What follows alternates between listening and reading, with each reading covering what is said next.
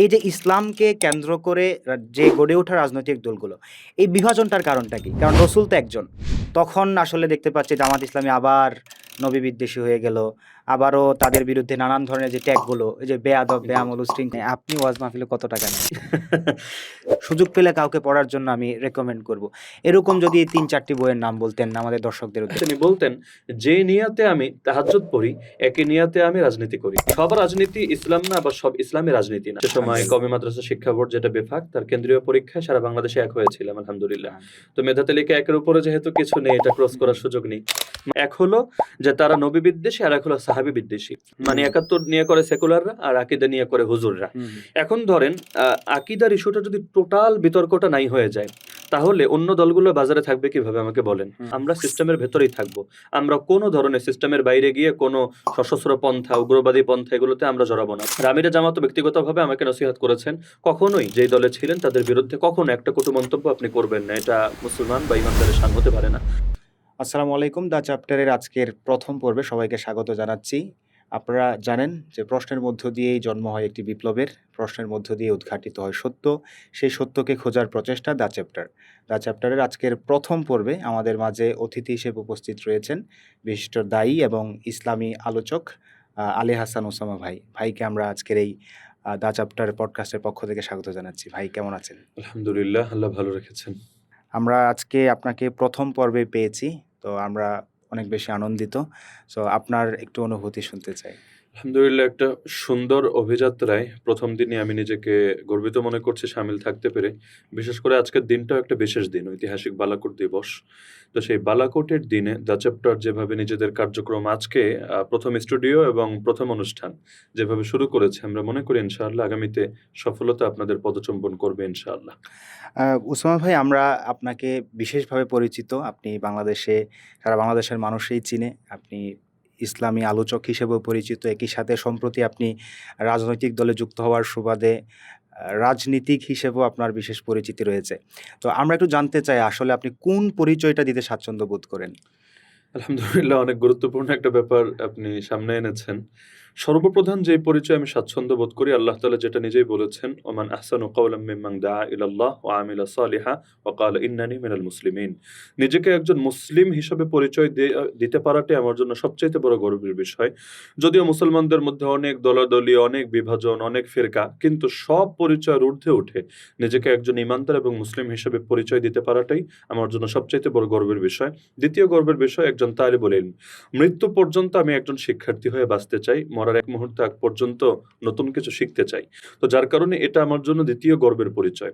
এরপর আমার কর্মগত পরিচয়গুলো নিয়ে যদি কথা আসে, তাহলে আমি কিন্তু বক্তা বা আলোচক হিসেবে পরিচিত হওয়ার আগেও লেখক হিসেবে পরিচিত ছিলাম। আচ্ছা, আচ্ছা। ২০১৭ থেকে আমার বই প্রকাশ শুরু হয় এবং ২০২১ আমি জেলে যাওয়ার আগ পর্যন্ত আলহামদুলিল্লাহ অন্তত প্রায় ৫০ টার মতো বই, রচনা, অনুবাদ, সম্পাদনা ৩ টা মিলিয়ে, এবং সেই সময়ে কয়েকটা বেস্ট সেলার বই এমন ছিল যার মধ্যে কোনোটা আমার রচনা, কোনোটা আমার সম্পাদনা, কিন্তু আলহামদুলিল্লাহ সেগুলো সারা দেশে বেস্ট সেলারের মধ্যে ছিল এবং এগুলো নিয়ে আমার প্রতি তাদের আক্রোশটা বেশি ছিল।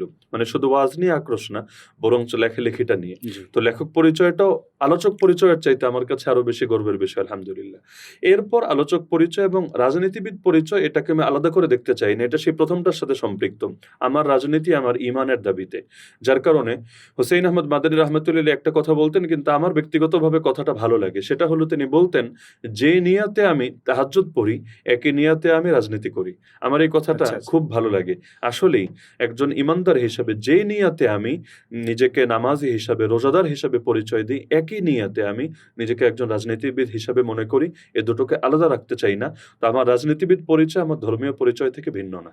আচ্ছা, এই সূত্র ধরেই আমি আপনার কাছে জানতে চাই যে বাংলাদেশে আসলে ইসলামকে কেন্দ্র করে অনেকগুলো ফিরকা রয়েছে। জি। একেকজন ইসলামকে একেক দৃষ্টিকোণ থেকে দেখার চেষ্টা করে। তো অনেকের কাছ থেকে আমরা শুনি যারা প্রথিতযশা আলেম একই সাথে, যে ইসলাম এবং রাজনীতি আ ২ টাকে ভিন্নভাবে দেখার চেষ্টা করেন। তো আপনার কাছে যেটা জানতে চাই যে মানে ইসলাম এবং রাজনীতি ২ টা কি ভিন্ন জিনিস, নাকি ২ টাকে একসাথে দেখার সুযোগ রয়েছে?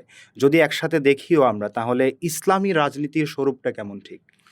যে আপনি যে ব্যাপারটা তুলে ধরেছেন এটাকে আমরা ব্যাখ্যা করতে চাইলে তর্কশাস্ত্রে, অর্থাৎ যেটাকে আমরা মান্তিক বলি, ইলমে মান্তিকে একটা পরিভাষা আছে, অমুম খুসুস মিন ওয়াজহিন। রাইট। এটা বলাটা আমার কাছে সবচেয়ে পারফেক্ট মনে হয়। ইসলাম এমন একটা ব্যাপক দিন যার ভেতরে যেমনিভাবে ইবাদত আছে, আকীদা বিশ্বাস আছে, চরিত্র আছে, একইভাবে রাজনীতিও আছে। আর রাজনীতিটাও এত ব্যাপক, তার দিক থেকে আমরা যদি বলি এক রাজনীতির ভেতরে কত ধারার রাজনীতি আমরা দেখতে পাই, গণতান্ত্রিক ধারা, রাজতান্ত্রিক ধারা, ইসলামী ধারা, লিবারেল সেকুলার ধারা, কত রকম ধারা আমরা এর ভেতরে দেখতে পাই। তো যার কারণে উভয়টাই এক বিবেচনায় ব্যাপক, আবার আরেক বিবেচনায় একটার সঙ্গে আরেকটা সম্পৃক্ত। সব রাজনীতি ইসলাম না, আবার সব ইসলামী রাজনীতি না, বরঞ্চ আচ্ছা। আমরা রাজনীতি বলতে মনে করি আল্লাহ রসুল সাল্লাল্লাহু আলাইহি সাল্লাম দিনকে প্রতিষ্ঠা করার জন্য এবং পরবর্তীতে মদিনা শরীফে যাওয়ার পর 10টা বছর পর্যন্ত তিনি যে আদর্শে রাষ্ট্র পরিচালনা করেছেন এবং পরবর্তীতে 30 বছর পর্যন্ত খোলাফায়ে রাশেদিন আমাদের সামনে যে মহান রাষ্ট্র পরিচালনার আদর্শ রেখে গিয়েছেন, সেটাই আমরা আমাদের ইসলামের রাজনীতির রূপরেখা। তো যার কারণে আল্লাহ রসুলের মদিনার 10 বছর আর পরবর্তী খোলাফায়ে রাশেদিনের 30 বছর, অর্থাৎ মোট 40 বছর বাদ দিলে ইসলামের আর থাকে কি? তা আমি যদি এক বাক্যে বলি, নবী জীবন এবং সাহাবীদের জীবনে সবচাইতে বড় অংশ জুড়ে আছে রাজনীতি, কথাটা ভুল হবে না। এমনকি মক্কার জীবনটাও তো রাজনীতি থেকে আলাদা না। আল্লাহ রাসূল প্রথম দিন থেকেই বিপ্লবের ডাক দিয়েছেন। তিনি বলেছেন, ওরা যদি আমার ডান হাতে আকাশে সূর্য এনে দেয় আর বাম হাতে চাঁদ এনে রাখে, রাইট। তবুও আমি ততদিন এই পথ ছাড়বো না, যতদিন না আল্লাহ এই দিনকে বিজয়ী করবেন অথবা আমি শহীদ হয়ে যাই। তো এই যে স্পষ্ট ঘোষণা, যেটাকে আমরা মডার্ন ডেমোক্রেসির ভাষায় আদর্শের প্রতি কমিটমেন্ট জি। বলি। এই যে ঘোষণাটা এখান থেকেই তো স্পষ্ট, এবং নবীর প্রতি তাদের যে জুলুম, এটা তার নামাজের জন্য, তার রোজার জন্য ছিল না। রাইট। আল্লাহ রসুল তার বিগত 40 বছরে কি ইবাদত করেননি? নিঃসন্দেহে করেছেন। এই যে হেরা গুহায় গিয়ে মাসের পর মাস কাটালেন, হাজীদের খেদমত করলেন, হিলফুল ফুজুল গঠন করলেন, এগুলোকে নিয়ে কিন্তু তার প্রতি আলাদা আক্রোশ বা বিদ্বেষ ছিল না। কিন্তু সমাজ কিন্তু সেবক যখন ছিলেন। তিনি এই সব পরিচয়ের ঊর্ধ্বে উঠে বিপ্লবের ঘোষণা দিলেন এবং তারা বুঝলো এই দিন সেটা দমে থাকার জিনিস না, বরং আলো যদি জ্বলে যায় অন্ধকার আর এখানে টিকতে পারবে না, Right. তখনই তার প্রতি তাদের আক্রোশ তৈরি হলো। তো নিঃসন্দেহে আমার রাসূলের জীবনে সবচাইতে বড় অংশ জুড়েই রয়েছে রাজনীতি। তো সেই রাজনীতি থেকে আমরা তো নিজেদেরকে কখনোই মুক্ত ভাবতে পারি না। বাংলাদেশে আমরা দেখতে পাই অনেকগুলো ইসলামী দল রয়েছে। জামাত ইসলামী রয়েছে, জি। খেলাফতে মজলিস রয়েছে, খেলাফত আন্দোলন রয়েছে, ইসলামী শাসনতন্ত্র আন্দোলন রয়েছে। অনেকগুলো ইসলামী দল রয়েছে। তারা প্রত্যেকেই দাবি করে তারাই শাসনতন্ত্র অবশ্য নেই, নামটা চেঞ্জ এখন করেছেন। ইসলামী আন্দোলন জি। বাংলাদেশ, রাইট। তো তারা প্রত্যেকেই দাবি করে যে রসুলের যে সিলসিলা, সাহাবায়ে কেরামের যে সুন্নাত, সেটার উপর ভিত্তি করে ওনারা রাজনীতি করেন। এবং আমরা দেখতে পাই রাজনীতির মাঠে আসলে একজন আরেকজনকে খারিজ করেন। যে ইসলামী আন্দোলন বলেন, জামাত ইসলামী কোনো রাজনৈতিক দল নয়, আবার জামাত ইসলামী অন্য দলের ব্যাপারে এ ধরনের কথাবার্তা বলেন। তো ফলে এই যে ইসলামকে কেন্দ্র করে যে গড়ে ওঠা রাজনৈতিক দলগুলো, এই বিভাজনটার কারণটা কি? কারণ রসুল তো একজন, সাহাবায়ে কেরামের আদর্শ ফিক্সড, কিন্তু বাংলাদেশে এসে কেউ কেউ বলছেন যে আমরাই খাস রসুলের সমর্থক, আর কাউকে নবী বিদ্বেষী বলা হচ্ছে। এই বিভাজনটার কারণটা আপনি কি মনে করেন? বাংলাদেশে মতাদর্শগত বিভাজনও যেমনিভাবে আছে, রাজনৈতিক দলগুলোর মধ্যে বিভাজনও আছে। তো রাজনৈতিক দলগুলোর মধ্যে যে বিভাজন, আমি যদি এর কারণ হিসেবে উল্লেখ করতে চাই, কোনো একটা উল্লেখ করা যথেষ্ট না। এখানে ভাঙনগুলোর পেছনে অনেকগুলো ফ্যাক্টর দায়ী আছে। সবচাইতে বড় একটা কারণ হলো এখানে পদ এবং পদবীর আকাঙ্ক্ষা। এমন কিছু দলও আছে যে দলগুলোতে শুধুমাত্র নেতা বাদ দিলে কর্মী খুঁজে পাওয়া যাবে না। তাহলে এই দলগুলোর দরকার কি? তাদের কোনো নির্বাচনে আসনও পায় না, এমন বহু দল আছে নির্বাচন করার যোগ্যতাও তারা রাখে না। দরকার হলো আমি সভাপতি, আমি মহাসচিব, এবং এই দুইটা পদের জন্য, সভাপতি আর মহাসচিবের জন্য যে নতুন নতুন আরো কত দল সৃষ্টি হয়েছে বাংলাদেশে, এটা হিসাব করে শেষ করা যাবে না। তো সবচাইতে বড় কারণ হলো লোভ, এবং আমরা মনে করি সম্পদের লোভের চাইতেও পদ পদবীর লোভ অনেক ভয়ঙ্কর। সম্পদের লোভ সবার থাকে না, অনেকে এটা কাটাতে পারে, কিন্তু পদ পদবীর লোভ, চেয়ারের লোভ এমন একটা জিনিস খুব কম মানুষই এটা থেকে নিজেদেরকে নিরাপদ রাখতে পারে। দ্বিতীয় কারণ হলো ঘরানাগত একটা বিভাজন। বাংলাদেশে আমরা দেখি কওমি আলিয়ার একটা মতাদর্শগত লড়াই, এটা বহু আগ থেকে আছে। যারা কওমি মাদ্রাসায় পড়ে তারা আলিয়া পন্থীদেরকে খুব ভালো নজরে দেখে না, যারা আলিয়ায় পড়ে তাদের অনেকে কওমিদেরকে খুব একটা পছন্দের নজরে দেখে না। যদিও উচিত ছিল সেটা, আমি যেটা মনে করি, আল্লামা দেলোয়ার হোসেন সাইদি রহমতুল্লাহ আলাইহি বলতেন, কওমি আমার এক চোখ, আলিয়া আমার আরেক চোখ। দুই চোখে যেমন আমি ভাগাভাগি করি না, একইভাবে কওমি আর আলিয়ার মধ্যেও ভাগাভাগি করি না। কিন্তু তিনি এটা ধারণ করলো, সবাই তো আর এই চেতনা ধারণ করে না। তো এখন কওমিরা মনে করে যে আমাদের আলাদা দল লাগবে, আলিয়ারা মনে করে আমাদের আলাদা দল লাগবে, পীরপন্থীরা মনে করে আমাদের আলাদা দল লাগবে, আবার যারা একটু লিবারেল চিন্তার তারা মনে করে আমাদের আলাদা একটা দল লাগবে। তো অনেকগুলো দলের বিভাজনের কারণ হলো ওই গোষ্ঠীগত বা ঘরানাগত বিভাজন। তো যার কারণে আমরা দেখি জামাত ইসলামী এত বড় একটা সংগঠন হওয়ার পরও কওমিরা কিন্তু এটার সাথে অত বেশি সম্পৃক্ত হয় না। কেন হয় না? যে তাদের বড় কারণ হলো যে এটা তো আমাদের না, এটা তাদের। এই যে আমাদের আর তাদের এই ভাগটা, এটা তো আল্লাহ নবীর শিক্ষা না। নবীর দল তো একটা, সাহাবীদের দল তো একটা, আল্লাহ রাসূল থেকে শুরু করে খেলাফতে রাশেদার পুরো জামানায় আমরা দ্বিতীয় কোনো দল তো দেখতে পাই না। কিন্তু বাংলাদেশে এই পরিমাণ দল আমার পক্ষে, আমি এতদিন রাজনীতিতে, আমার পক্ষে এখনো সবগুলোর নাম মুখস্থ করে সম্ভব হয়নি। এমনকি আমাকে যদি বলেন মোট ইসলামী দল কয়টা, আমি পারবো না এর কোনো অ্যাকুরেট জবাব দিতে, এবং আমার ধারণা আপনিও পারবেন না বা কেউই হয়তো না, পারবে না। আমিও জানি না এত সত্যি পরিমাণ বলতে। দল এখানে গড়ে উঠেছে। তো আমি মনে করি এই দলগুলোর বিভাজনটা এই পর্যায়ে এসেছে, এটাকে এক প্ল্যাটফর্মে আনা বাহ্যিকভাবে খুব তাড়াতাড়ি হয়তো সম্ভব না। কিন্তু বড় কোনো লক্ষ্য সামনে রেখে আলহামদুলিল্লাহ ঐক্যের নজির আছে। আমরা দেখেছি 2013-তে হুম, শাপলা চত্বরে আন্দোলনের সময়ও একটা বৃহৎ ঐক্য হয়েছে। আমরা দেখেছি বিগত নির্বাচনের আগেও আলহামদুলিল্লাহ যদিও দরকার ছিল যতটা, অতটা হয়নি, হুম, এবং কেউ কেউ শুরুতে ঐক্যতে থাকলেও শেষে গিয়ে থাকেনি। কিন্তু তারপরও আমি মনে করি এটা ঐক্যের একটা নজির হয়ে থাকবে ইনশাআল্লাহ। ব্যাপক একটা ঐক্য হয়েছে। এর আগে মানে আমরা দেখেছি স্বাধীনতার পরে আইডিয়াল সে সময় একটা ঐক্যের নজির এই দেশে আছে। তো টুকটাক ঐক্য হয়েছে। তো যদি এমনও হয় যে দল অনেক কিন্তু মৌলিক ব্যাপারে অন্তত সকলে এক প্ল্যাটফর্মে আসতে পারে, আলহামদুলিল্লাহ, খুব একটা খারাপ না, কাজ চলুক। আচ্ছা, ঐক্যের ব্যাপারে আমি আপনাকে পরবর্তীতে প্রশ্ন করব। আমি যে বিষয়টি আপনার কাছ থেকে ছোট করে জানতে চাই যে আপনি অনেকগুলো কারণ সামনে এনেছেন যে কারণে আসলে ইসলামিক দলগুলো একটা ব্যানারে আসতে পারছে না কিংবা ঐক্যের যে ঘাটতিটা সেটি এখনো থেকে গেছে।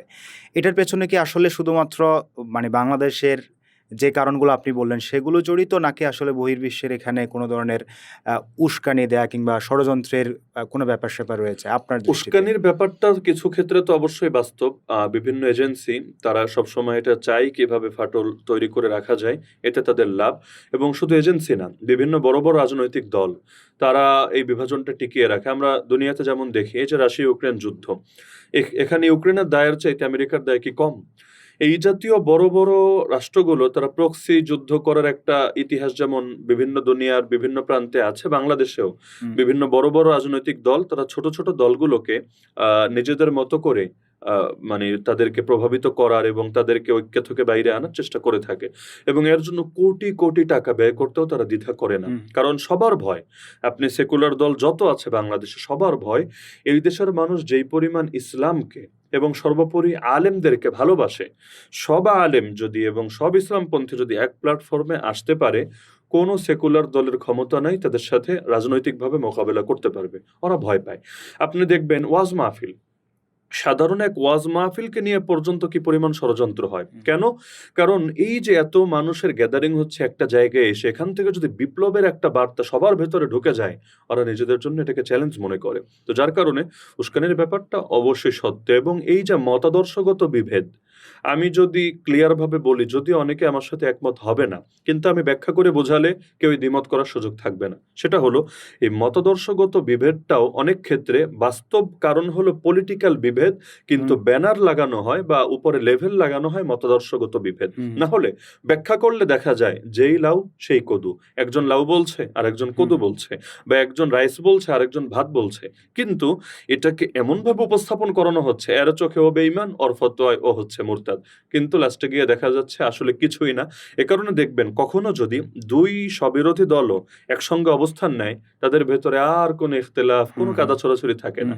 আবার যদি কোনো কারণে বিভাজন হয় বা আমি দুষ্টুমি করে বলি সংসারে তালাক হয়ে যায়, হুম। তখন আবার দেখবেন দোষ আর দোষ, বদনাম আর বদনামের না, শেষ না, থাকে সেটা না। আমরা এই যে ইলেকশনের আগেও জি। দেখেছি যখন ইসলামী আন্দোলন বাংলাদেশ জামাতে ইসলামীর সাথে বৃহত্তর যে ঐক্য হয়েছিল সেখানে ছিল, তখন আসলে আমরা কোনো তির্যক মন্তব্য দেখিনি। কিন্তু যখনই আসলে এই নির্বাচনী ঐক্যটা ভেঙে গেল, তখন আসলে দেখতে পাচ্ছি জামাত ইসলামী আবার নবী বিদ্বেষী হয়ে গেল। আবারও তাদের বিরুদ্ধে নানান ধরনের যে ট্যাগগুলো, এই যে বেয়াদব, জি, বেআমল, উচ্ছৃঙ্খল, এই কথাগুলো আবার আসছে আরকি। তো মানে এই বিষয়টা আপনার দৃষ্টিতে আপনি যেভাবে বলেছেন যে পলিটিক্যাল কারণে আসলে বিভাজনটা হচ্ছে। মানে আমি একটা জিনিস আপনার কাছে জানতে চাই, সেটা হচ্ছে এই যে ঐক্যবদ্ধ মুসলমানদের শক্তিটা, এই শক্তিটা আসলে কাদের জন্য existential threat? মানে কারা আসলে এই ঐক্যবদ্ধ শক্তিটাকে ভয় পায়? এর আগে আমি ওই পয়েন্টে একটু বলি যেটা আপনি উল্লেখ করলেন। রাজনীতিতে প্রাসঙ্গিক থাকতে চাইলে কিছু না কিছু কর্মসূচি তো লাগে। বহু দল এমন আছে প্রত্যেক 5 বছর পর পর তাদের চেহারাগুলো দেখা যায়। হুম। নির্বাচনের সময় মাঠে নামে কিছু প্রচারণা চালায়, পরবর্তীতে পয়সা খেয়ে বসে যায়। এটাই তাদের ধান্দা। হুম। এছাড়া বাকি সারা বছর খুঁজে পাওয়া যায় না। কিন্তু কিছু দল আছে এমন, তারা চায় সারা বছর অ্যাক্টিভ থাকবো এবং ধীরে ধীরে আমার জনশক্তি বাড়াবো। কিন্তু কি দিয়ে বাড়াবে? রাজনীতিতে স্বাভাবিক নিজেকে এগিয়ে নেওয়ার বড় একটা সুযোগ হলো আপনি যদি সরকার বিরোধী হিসাবে ভালো একটা অবস্থান তৈরি করতে পারেন। হুম। আর মানুষের সেন্টিমেন্টটাই সাধারণভাবে সরকারের বিরুদ্ধে বিরুদ্ধে থাকে থাকে। এবং ছোট ছোট ইস্যুকে কেন্দ্র করেও জাতিকে সংগঠিত করা এটা সম্ভব হয়। কিন্তু এটা তো রিস্কি। সরকার তো বাংলাদেশে সবসময় নিয়ম নীতির ধার ধারে না। তারা ফ্যাসিবাদী আচরণ করতেও দ্বিধা করে না। তো এটাকে অনেকে ভয় পায়। এজন্য আপনি যে দলটার নাম বললেন, আমি যদি তাদের ইতিহাস বিশ্লেষণ করি তাহলে দেখব তারা অতীত থেকে বর্তমান পর্যন্ত কেমন যেন এই নীতি বানিয়েছে যে আমরা সর্বদা বিরোধী দলের বিরুদ্ধে থাকবো। সরকারের বিরুদ্ধে না। বিরোধী দলের হ্যাঁ, বিরুদ্ধে। বিরোধী দলের বিরুদ্ধে। আচ্ছা। কারণ সরকারের বিরুদ্ধে ইন্টারেস্টিং। গেলে কারো না কারো বিরুদ্ধে তো থাকতেই হবে। না হলে আপনি এত হাইলাইটে থাকবেন কিভাবে? তো সরকারের বিরুদ্ধে গেলে পিঠা চামড়া ওঠার ভয় আছে।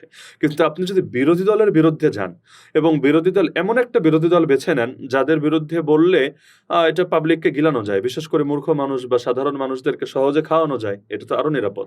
তো তারা দেখে আওয়ামী লীগ আর বিএনপি এগুলো হলো এমন শক্তি যারা সাধারণত এই দেশে ক্ষমতায় বহুকাল ধরে হুম, হুম। আসছে এবং একের পর এক আসতে থাকে। তো এখন তারা চিন্তা করেছে যে এই দলগুলোর চাইতে আমরা এমন একটা দল বেছে নেই যারা নিজেরা ক্ষমতায় আসার সম্ভাবনা কম, অধিকাংশ সময় হয়তো বিরোধীই থাকবে, না হলে সরকারের সামান্য হুম, একটা হুম। পক্ষ হয়ে থাকতে পারে। তারা পছন্দ করেছে জামায়াতে ইসলামীকে। না, দিন শেষে বিরোধী দলের বিরোধিতা করার তো সরকারকে সহযোগিতা করা। হ্যাঁ, মানে যে এস্টাবলিশমেন্টের পক্ষে থাকা। এস্টাবলিশমেন্টকে অবশ্যই সহযোগিতা করে। এজন্য আপনি দেখেন বিগত হাসিনা ১৬ বছরে কোন দলটা এমন যাদের উপর চরম পর্যায়ে জুলুম হয় নাই? কিন্তু আমি যদি বলি এই দলটা উল্লেখযোগ্য, এই দলটাই এমন যাদের মুরিদের অভাব নাই, লক্ষ লক্ষ জনশক্তি তাদের আছে। তারা ডাক দিলে সোহরাওয়ার্দী উদ্যান ভরে ফেলা তাদের হুম, জন্য হুম। ব্যাপার না। কিন্তু তাদের গায়ে উল্লেখযোগ্যভাবে টাচও করেনি। জেল তো আমরা খেটেছি। একটা বছর কাশিমপুরে দেখেছি। আমি তো ওই সময় কোনো রাজনৈতিক দলও করতাম না। অরাজনৈতিক কোনো দলও করতাম না। তারপর ১ বছর আমি থাকলাম। কই তাদের কাউকে তো আমরা সেখানে পেলাম না। হুম। তাহলে শেখ হাসিনা সবার উপর এত চড়া এবং সবাইকে থ্রেট মনে করছে। এদেরকে কেন মনে করছে না? মামলা পর্যন্ত হলেও সেই মামলাকে কেন্দ্র করে কোনো মানি চড়া অবস্থানে যেতে দেখা যাচ্ছে হুম। না। এখন দেখেন বিএনপিও সেখানে প্রধানমন্ত্রী নিজে যাওয়ার প্রস্তুতি নিয়ে যেতে না পারলেও প্রতিনিধি পাঠিয়ে হুম। দিচ্ছেন, হাদিয়া তোহফা পাঠাচ্ছেন। এগুলো কিসের না, আকাম? ইমামদের সম্মানী দেওয়ার সময় আমরা দেখেছি ওনাকে অতিথি হিসেবে তার রেখেছে চাইতে সেখানে। বড় কথা তারা যেই ভাষায় সমালোচনা করেছে, জামায়াতও কিন্তু এই ভাষা ব্যবহার করে না। ভাষাগুলো কিন্তু খুবই আপত্তিকর হুম, ছিল। হুম। এত সমালোচনা করার পরে এমনকি বেগম জিয়া যখন মুমূর্ষু অবস্থায়, ওই সময়ও তারেক জিয়াকে নিয়ে এই পরিমাণ নিকৃষ্ট মন্তব্য তাদের কেউ কেউ করেছে যেটা আমিও মুখে আনতে পারবো না। কিন্তু এত কিছুর পরও এখন তারা এত আপন হয়ে গেল, এত মহব্বত হয়ে গেল, এটা কিন্তু স্বাভাবিক কোনো ব্যাপার না। সবকিছুর পেছনে, চিত্রের পেছনেও চিত্র থাকে। আর রাজনীতিবিদদের কাজই হলো পেছনের চিত্র বের করা। তো যার কারণে তাদের রাজনীতিটা আমি যদি ভুল না করি তাহলে আমি মনে করি তাদের ভেতরগত নীতি, এটা হয়তো গঠনতন্ত্রের নীতি না, হুম। কিন্তু তাদের আচরণগত নীতি হলো যে সবসময় তারা বিরোধী দলের বিরুদ্ধে থাকবে এবং এভাবে রাজনীতির প্রাসঙ্গিক না, থাকবে। আমরা এই ইলেকশনে যখন আসলে ঐক্যটা ভেঙে যায় সে সময়ে একটা টার্ম শুনেছি, সেটা হচ্ছে মানে এজেন্সি কর্তৃক পরিচালিত রাজনৈতিক দল। মানে এটা কতটুকু সত্য? সরাসরি এই বাক্য আমি বলব না। কারণ হলো পীর সাহেবদেরকে আমি কিছুটা কাছ থেকেও দেখেছি। তারা সরাসরি এজেন্সির সাথে লিয়াজু করে কাজ করেন, এই ব্যাখ্যাটা আমার কাছে যথাযথ মনে হয় না। তবে সেই দলে আমি নামও বলতে পারবো, তবে নাম বলার কোনো প্রয়োজন নেই। এমন কিছু ব্যক্তি আছেন যারা বাস্তবেই বিগত আমলে ডিজিএফ এর সাথে এমনকি দেশের বাইরেও কোনো এজেন্সির লোকরা এসে তাদের সাথে যোগাযোগ করেছেন, বিভিন্ন তথ্য আদান-প্রদান হয়েছে। এটা বিশ্বস্ত সূত্রে আমাদের কাছে নিউজে আছে। তো ওই মানুষগুলোর মাধ্যমে যখন পীর সাহেবদের কাছে তথ্য আসেন, হুম, তারা হুম। এমনভাবে উপস্থাপন করেন যে সেটাই তাদের কাছে যৌক্তিক মনে হয়। তো সরাসরি তারা এজেন্সি দ্বারা পরিচালিত দল, এটা আমি মনে করি সত্য হবে না। না, যে কিন্তু এজেন্সি যে ফাঁদটা তৈরি করে ফাঁদ সেখানে তৈরি তারা করে সেই ব্যবহৃত ফাঁদে হন। তারা হয়তো পড়ে যান হুম। এবং এটা সরলতার কারণে। সাধারণত পীর সাহেব যারা হন তাদের মনটা সরল থাকে। তারা সবকিছু খুব সাদা চোখে বিশ্লেষণ করতে চান। কিন্তু দুনিয়াটা তো আসলে এত সরল না। হুম। তো অনেক সময় এমন হয় নিজেদের অজান্তে তারা ফাঁদে পা দিয়ে বসেন। আর পীরকেন্দ্রিক দলের একটা সুবিধা আছে। সুবিধা হলো সাধারণ যদি গণতান্ত্রিক দল হয় সেখানে যে কেউ প্রশ্ন তুলতে পারে হুম। এবং প্রশ্ন তোলাটা সেখানে বেয়াদবি হিসাবে দেখা হয় না। রাইট। এবং জামাতে ইসলামীর মতো দল সেখানে তো এহতেসাব থাকে আলাদা, হুম। যেখানে দৃষ্টি আকর্ষণ করা যায় এবং এটাকে একটা সৌন্দর্য মনে করা হয়। তো পীরকেন্দ্রিক দলে কিন্তু এগুলো চলে না। সেখানে জি হুজুর জি হুজুর। পীরের কথার পক্ষে থাকতে হবে, না হলে আপনি বেয়াদব। মানে রাজনীতি হিসাবে রাখেন আপনি, ধর্মীয় দৃষ্টিকোণ থেকে বেয়াদব এবং সবাই আতঙ্কে থাকে। এই মনে হয় আল্লাহর গজব পড়বে, এই মনে হয় আসমান থেকে কোনো আযাব চলে আসবে। তো যার যার কারণে দেখবেন তাদের কর্মীদের নিজস্ব ন্যারেটিভ থাকে না। হুম, পীর যেদিকে চলে যায় তাদের সব বয়ান, সব ন্যারেটিভ সেদিকেই চলে যায়। তো এভাবে আসলে কোনো একটা দল আগাতে পারে না। তো এজন্য তারা বানিয়েছে নিজেদের মূলমন্ত্র যে আমরা আগাতে চাইলে আমাদেরকে সবার বিরুদ্ধে থাকতে হবে। শুধু জামাতের বিরুদ্ধে তা কিন্তু না, কওমি দলগুলোর বিরুদ্ধে, এই যে মামুনুল হক সাহেবের খেলাফত মজলিস, হুম, হুম, এটার বিরুদ্ধেও দেখবেন তারা অ্যাক্টিভ থাকে। জমিয়তে উলামায়ে ইসলাম বিএনপির সাথে কিন্তু আছে। হুম, ওই জমিয়তের বিরুদ্ধেও কিন্তু চরমনায়ের মারাত্মক বিভিন্ন কথাবার্তা মাঝে মাঝে নজরে আসবে। তো কওমিভুক্ত দল, জামাত এবং সব দলের বিরুদ্ধে এমন একটা অবস্থান তারা তৈরি করে, এবং হেফাজতের আন্দোলন যদি আপনি দেখেন, হুম, হুম। হেফাজতে এদের অবস্থান আপনি দেখেন, তো সবসময় তারা চেয়েছে নিজেদেরকে একটা আলাদা করে রাখতে মানে এবং আলাদা একটা সবাইকে, ভরকেন্দ্র, ক্ষমতার হ্যাঁ, ভরকেন্দ্র হিসেবে। এবং সবার নেগেটিভ ইমেজ তাদের মুরিদদের সামনে উপস্থাপন করে নিজেদেরকে একটা আস্থার অনন্য পর্যায়ে নিয়ে যেতে। এবং তাদের ঝড়ে বকমরে মাঝে মাঝে একটা কথা আছে, ফকিরের কেরামতি বাড়ে। সেটা হলো এভাবে, যখন তারা যেহেতু মুরিদ সব জায়গায় থাকে, তারা এমন কিছু জায়গা থেকে নিশ্চিত তথ্য পেয়েছে যে হাসিনা টিকবে না। ১৬টা বছর পর্যন্ত হাসিনার বিভিন্নভাবে তারা পৃষ্ঠপোষকতা সরাসরি না বললেও হাসিনার নেকনজরে থেকে তারা রাজনীতি করে যখন বুঝেছে যে এই সরকার আসলে টিকবে না, হুম, এমন একটা সময়ে তারা মাঠে নামতে পেরেছে যেটা তাদেরকেও একটা বিপ্লবী ইমেজ দিয়েছে হুম, এবং মুরিদদেরকে ধরে রাখতে এবং নতুন মুরিদ তৈরি করতেও একটা সহায়তা জুগিয়েছে। কিন্তু সর্বোপরি যেহেতু শিক্ষিত মানুষ ওই দলে কম যায়, তো যার কারণে তারা আগামী দিনে খুব ভালো করবে এটা বোঝাটা মুশকিল। হুম। আমি এবার একটু আপনার ব্যক্তিগত বিষয় নিয়ে একটু প্রশ্ন করতে চাই। আমি যতদূর জানি আপনি কওমি ধারায় পড়াশোনা করেছেন। তো আমরা যেটা স্বাভাবিকভাবে জেনে থাকি যে কওমি ধারায় আ মৌলানা মওদুদীকে নিয়ে আলাদাভাবে কিছু সিলেবাস পড়ানো হয়। তার যে ভ্রান্ত আকিদা সেগুলো নিয়ে পড়াশোনা করা হয়। আপনি যখন শিক্ষার্থী ছিলেন, কওমি মাদ্রাসায় পড়তেন, ওই সময়ে আ আপনার যদি অভিজ্ঞতাটা বলতেন, ওই বিষয়গুলো যখন পড়ানো হতো ক্লাসে তখন আপনার অনুভূতি কী ছিল? অথবা সেই সময়ে আপনি মৌলানা মওদুদীকে কিভাবে দেখতেন? জি, আপনি সুন্দর একটা বিষয় সামনে এনেছেন। আলহামদুলিল্লাহ, কওমি মাদ্রাসায় শুরু থেকে শেষ পর্যন্তই তো আমার পড়াশোনা। আমি এর বাইরে আলিয়াও পড়িনি অথবা স্কুলেও কখনো আমি হুম। যাইনি। তো কওমি মাদ্রাসায় আমি হিফজ বিভাগেও যেখানে পড়েছি, যেখান থেকে হাফেজ হয়েছে, আলহামদুলিল্লাহ আমার রেজাল্ট এখনো কেউ ক্রস করতে পারেনি। যাক সে সময় আলহামদুলিল্লাহ। কওমি মাদ্রাসা শিক্ষা বোর্ড যেটা বেফাক, তার কেন্দ্রীয় পরীক্ষায় সারা বাংলাদেশে এক হয়েছিলাম আলহামদুলিল্লাহ। আলহামদুলিল্লাহ। তো মেধা তালিকা ১ এর উপরে যেহেতু কিছু নেই, এটা ক্রস হুম, করার সুযোগ নেই। মাওলানা হয়েছে যে প্রতিষ্ঠান থেকে, সেখানেও আলহামদুলিল্লাহ কওমি মাদ্রাসা শিক্ষা বোর্ড যেটা বেফাক, আল্লাহ তাআলা সারা দেশে মেধা তালিকায় ৬ষ্ঠ স্থান অধিকার করার তৌফিক দিয়েছেন। তো যদিও সারা দেশের বিবেচনায় ৬ নম্বরে, কিন্তু ওই প্রতিষ্ঠানে দাওরায়ে হাদিসে এর চাইতে ভালো এখনো কেউ হুম, করতে হুম, পারেনি। এটা সর্বোচ্চ। তো যার কারণে পড়ালেখার সময় মাদ্রাসার বইপত্র যা আছে সেটা তো যেভাবে পড়া দরকার হক হুম, আদায় করে সেভাবেই পড়েছি। তো মাওলানা মওদুদীকে নিয়ে আলোচনা মূলত শুধু একটা ক্লাসে, যদি সিলেবাসের আলোচনায় হুম, আসি, হুম, এমনি মৌখিক আলোচনা তো বিভিন্ন সময়ই থাকে। সেটা হলো ফজিলত ২য় বর্ষ অর্থাৎ দাওরায়ে হাদিসের আগের ক্লাস যেটা। হুম, সেখানেও যে বইটা আছে এটা মূলত ক্লাস করানো হয় এমন বই না। হুম, সাবজেক্টটা দেয়া আছে, এর উপর পরীক্ষা হয়। হুম, কিন্তু এটা ক্লাসে সরাসরি পড়ানো হয় না। বিষয়টা হলো ফেরাকে বাতেলা। হুম, তো ফেরাকে বাতিলা মানে বাতিল যত দল আছে সেটার আলোচনা। হুম, তো বাতিল দলের আলোচনাটা ব্যাপক এবং সেখানে আপনি শিয়া বলেন, মুতাজিলা বলেন, জাবরিয়া, কাদরিয়া, এরকম হাজার হাজার দল, এমনকি কাদিয়ানি। তো এর মধ্যে সব দল নিয়ে তো আলোচনা সম্ভব না। মৌলিক কিছু দল থাকে। আর ১০টা দল এমন যেটা নিয়ে সাধারণত ঘুরে ফিরে প্রশ্ন আসে। এর মধ্যে একটা দল হিসাবে আছে এই মওদুদী ফেরকা হিসাবে হুম, এটা হুম, চিহ্নিত করা। এবং সেখানে যে বইটা মূলত সহযোগিতা নেওয়া হয় ইসলামী আকীদা ও ভ্রান্ত মতবাদ, হুম, মাওলানা হেমায়েতুদ্দিন সাহেবের, এবং এটাকে সামনে রেখে মূলত আমরা নোট করে কিছু প্রস্তুতি নেই এবং এর উপরে পরীক্ষা দেই। সেখানেও মাওলানা মওদুদীর ব্যাপারে যে কথাগুলো বলা আছে, আমার সামনে বই থাকলে আমি এখন খুলে দেখিয়েও দিতাম যে ঠিক এই বাক্যটা মিথ্যা। এটা ভুল। তো যার কারণে পরীক্ষা যেহেতু দিয়েছি, ওগুলো পড়েই দিয়েছি এবং ওই সময় একটা নেগেটিভ ইমেজ অবশ্যই ছিল। মানে মৌলিক যখন আপনি পড়তেন তখন কি মনে হতো যে ওইটা ভুল নাকি এখন না, এসে মনে তখন হয়? তো ভুল হিসাবে আমরা দেখতাম না। তখন তো আ আপনি ওই যে হাফিজুর রহমান সিদ্দিকী সাহেব, কুয়াকাটার হুজুর হিসাবে পরিচিত। উনার এক বয়ান শুনলেও দেখবেন উনি মাঝে মাঝে এটা বলতেন যে সেটা হলো কাদিয়ানী এক ভাই, মওদুদী এক ভাই। হুম, উনারা কিন্তু এভাবে উপস্থাপন করেন। এবং আমির হেফাজতের একটা ফতোয়া নির্বাচনের আগে উনি বলেছিলেন কিন্তু যে কাদিয়ানীর চাইতেও নিকৃষ্ট হলো হুম, মওদুদী। হুম, এই জাতীয় কথা এটা আমাদের অঙ্গনে একটা প্রচলন আছে। তো যেই সময় আমি পড়তাম ওই সময় যে পুরোপুরি এটাই বিশ্বাস করতাম তা না। হুম, কিন্তু কিছু না কিছু প্রভাব তো অবশ্যই পড়বে। আমরা এটা ভাবতাম যে মাওলানা মওদুদী তার অবশ্যই কিছু ভ্রান্তি আছে এবং তিনি মৌলিক কিছু আ স্খলনের শিকার। কিন্তু এটা নিয়ে বিস্তর জানাশোনা ছিল না।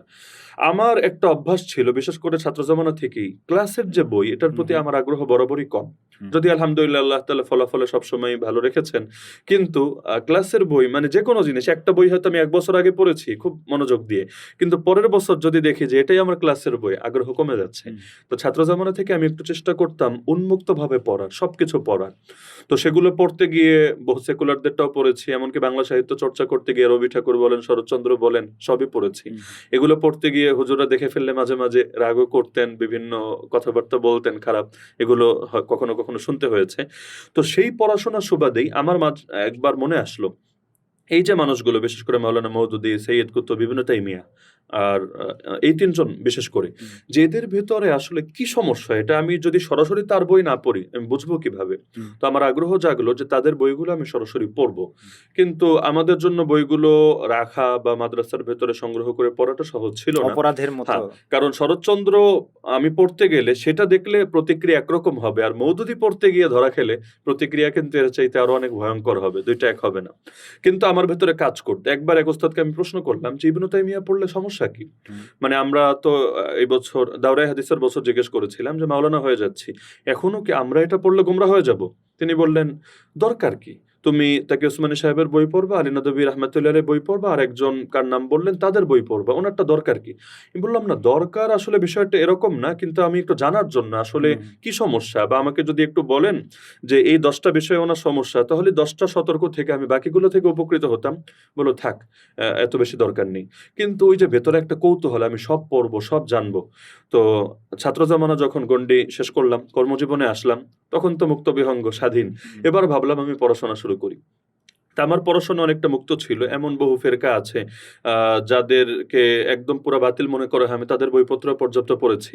আবার যত দল আছে বাংলাদেশে, রাজনৈতিক, অরাজনৈতিক সবাইকে নিয়ে পড়েছি। যতগুলো রাজনৈতিক দল এখন ফিল্ডে আছে, এমন না যে আমি কোন রাজনৈতিক দলের ব্যাপারে কথা বলতে দিলে ১ ঘন্টার কম বলতে পারব। কেন? জি। তাদের নারী নক্ষত্র, তাদের তত্ত্ব, তাদের প্রয়োগ সবই আমার জানা আছে। এমনকি তাকিউদ্দিন নাভানির সব বই আমি পড়েছি ওই হুম। সময়। তো তখন মাওলানা মওদুদীকে পড়া শুরু করলাম এবং পড়া শুরু করে একটা পর্যায়ে আমি দেখলাম যে না, কিছু বিষয় তো আসলেই ওনার উপর অপবাদ। ভুল তো অবশ্যই আছে, কোনো হুম। সন্দেহ নাই। আমি এই মূলনীতি অনুসরণ করে চলি যেটা ইমাম মালিক রাহমাতুল্লাহি আলাইহি বলেছিলেন আল্লাহর রাসূলের রওজার সামনে দাঁড়িয়ে। তিনি বলেছিলেন, "কুল্লুন ইউখাযু মিন কাওলিহি ওয়া ইউতরাক ইল্লা সাহিবা হাযাল কবর।" এই কবরে যিনি শায়িত আছেন তিনি বাদে প্রতিটা ব্যক্তি এমন যার কিছু জিনিস গ্রহণীয়, কিছু জিনিস বর্জনীয়। অর্জন। যেখানে ইমাম আবু হানিফা রাহমাতুল্লাহি আলাইহি যার মাযহাব আমরা অনুসরণ করি, তার সব ফতোয়াই তো আমরা নিতে পারি না। হুম। ৪০% বিষয় এমন যেখানে তার ফতোয়া বাদ দিয়ে তার শাগির্দদের ফতোয়া আমাদেরকে নিতে হয়। হুম। যে বুখারী পড়ে আমরা দাওরায়ে হাদিসের সার্টিফিকেট নিলাম, ওই বুখারীরও কত বিষয় এমন যেটার সাথে আমরা একমত হতে পারি না। তাহলে সেখানে অন্য কারো সব বিষয় এক হবে এটা তো জরুরি না। কিন্তু আমি দেখলাম যে যেটা ভুল তো ভুলই। কিন্তু অনেকগুলো আছে তার উপর অপবাদ। আমাকে যদি আপনি প্রশ্ন করেন যে মাওলানা মওদুদীর কি, কি ভুল? আমি সেটাও দেখিয়ে দিতে পারব। আবার যদি বলেন কি, কি অপবাদ? সেটাও আমি দেখিয়ে দিতে পারব। যেমন আমি যদি বলি জমিয়াতে উলামা ইসলাম নামে একটা দল আছে হুম। বাংলাদেশে। যারা বিএনপির সাথে জোটে আছে। যদিও জমিয়তের আবার অনেক ভাগ। হুম। ৩ টা ভাগ তো প্রসিদ্ধ। এক হলো মুফতি ওয়াক্কাস সাহেবের গ্রুপ, আরেক হলো যেটা মূলধারা, আর আরেক হলো ফরিদউদ্দীন মাসুদ সাহেবের হুম। গ্রুপ। তো এই জমিয়তের মূলধারার বর্তমান যিনি সভাপতি, যিনি নির্বাচনও করেছেন, হুম। মাওলানা ওবায়দুল্লাহ ফারুক। তার একটা বই আছে মওদুদীবাদ এই শিরোনামে। হুম। এটা হার্ড কপি খুব একটা পাওয়া যায় না, পিডিএফ সার্চ করলে পাওয়া যায়। এই বইটার মধ্যে আমি দেখলাম এত বড় একজন হুজুর এবং বাংলাদেশে আম প্রসিদ্ধ কয়েকজন শাইখুল হুম। হাদিসের মধ্যে একজন। কিন্তু এই মওদুদীবাদ বইটার মধ্যে আমি যদি ভুল না করি ৯০% এর বেশি অপবাদ। যেটা বাস্তবে তিনি বলেনও নাই, বোঝানো নাই, কিন্তু উনার নামে চালিয়ে দেওয়া হয়েছে। এবং আমার ধারণা এই শাইখুল হাদিস সাহেব সম্ভবত সরাসরি উনারটা পড়েও দেখেন নাই। হুম। এবং না পড়েই তিনি হয়তো অন্যান্য সোর্স থেকে কপি করতে গিয়ে এবং কিছু মনের মাধুরী মেশাতে গিয়ে জুলুম করে ফেলেছেন। তো আমার কষ্ট লাগলো। এবং এখন থেকে আরো বহু বছর আগে সম্ভবত ২০১৮ তে আমি আমার একটা লেকচারে বলেছিলাম, সে সময় এটা ব্যাপক ছড়িয়েছিল, যে এই যে আমরা জুলুমটা করি, মনজুর নোমানী সাহেব একটা বই লিখলেন, হুম। মাওলানা মওদুদী কে সাথ মেরে রেফাকত কি সরগুজাশত। বাংলা একটা অনুবাদ হলো মাওলানা মওদুদীর সাথে আমার সাহচর্যের ইতিবৃত্ত। ভালো। আরেকটা বই অনুবাদ হলো মিস্টার মওদুদীর সাথে। তাহলে দেখেন, উর্দুতে নাম দিলেন হুম। মাওলানা মওদুদী। হুম। বাংলায় এসে একটা অনুবাদ হলো মিস্টার মওদুদী। কেন এই মাওলানারে মিস্টার বানাতে হবে কেন? হুম। মিস্টার বললে একটু অন্যরকম ভাব আসে। তাকে একটু ইসলাম থেকে বের করে দেওয়ার মতোই আসে। এটি চেতনা কেন? আমরা দেখলাম ইউসুফ বানুর রহমাতুল্লাহ আলাইহি, পাকিস্তানের প্রসিদ্ধ আলেম। তিনি বই লিখলেন আল উস্তাদ আল মওদুদী। শাইউম মিন হায়াতিহি ওয়া আফকারিহি। যদিও বইয়ের মধ্যে তিনি কিছু সমালোচনা করেছেন, কিন্তু শিরোনামটা কত সুন্দর, আল উস্তাদ আল মওদুদি। অথচ এটাও যদি বাংলায় অনুবাদ হয় দেখবেন মিস্টার মওদুদি বা এই টাইপের একটা শব্দ দিবে। এমনকি আলী নদভী রহমতুল্লাহ আলী শব্দের মধ্যে এক ধরনের শব্দের বিদ্বেষের মধ্যেই ছোঁয়া। বিদ্বেষ।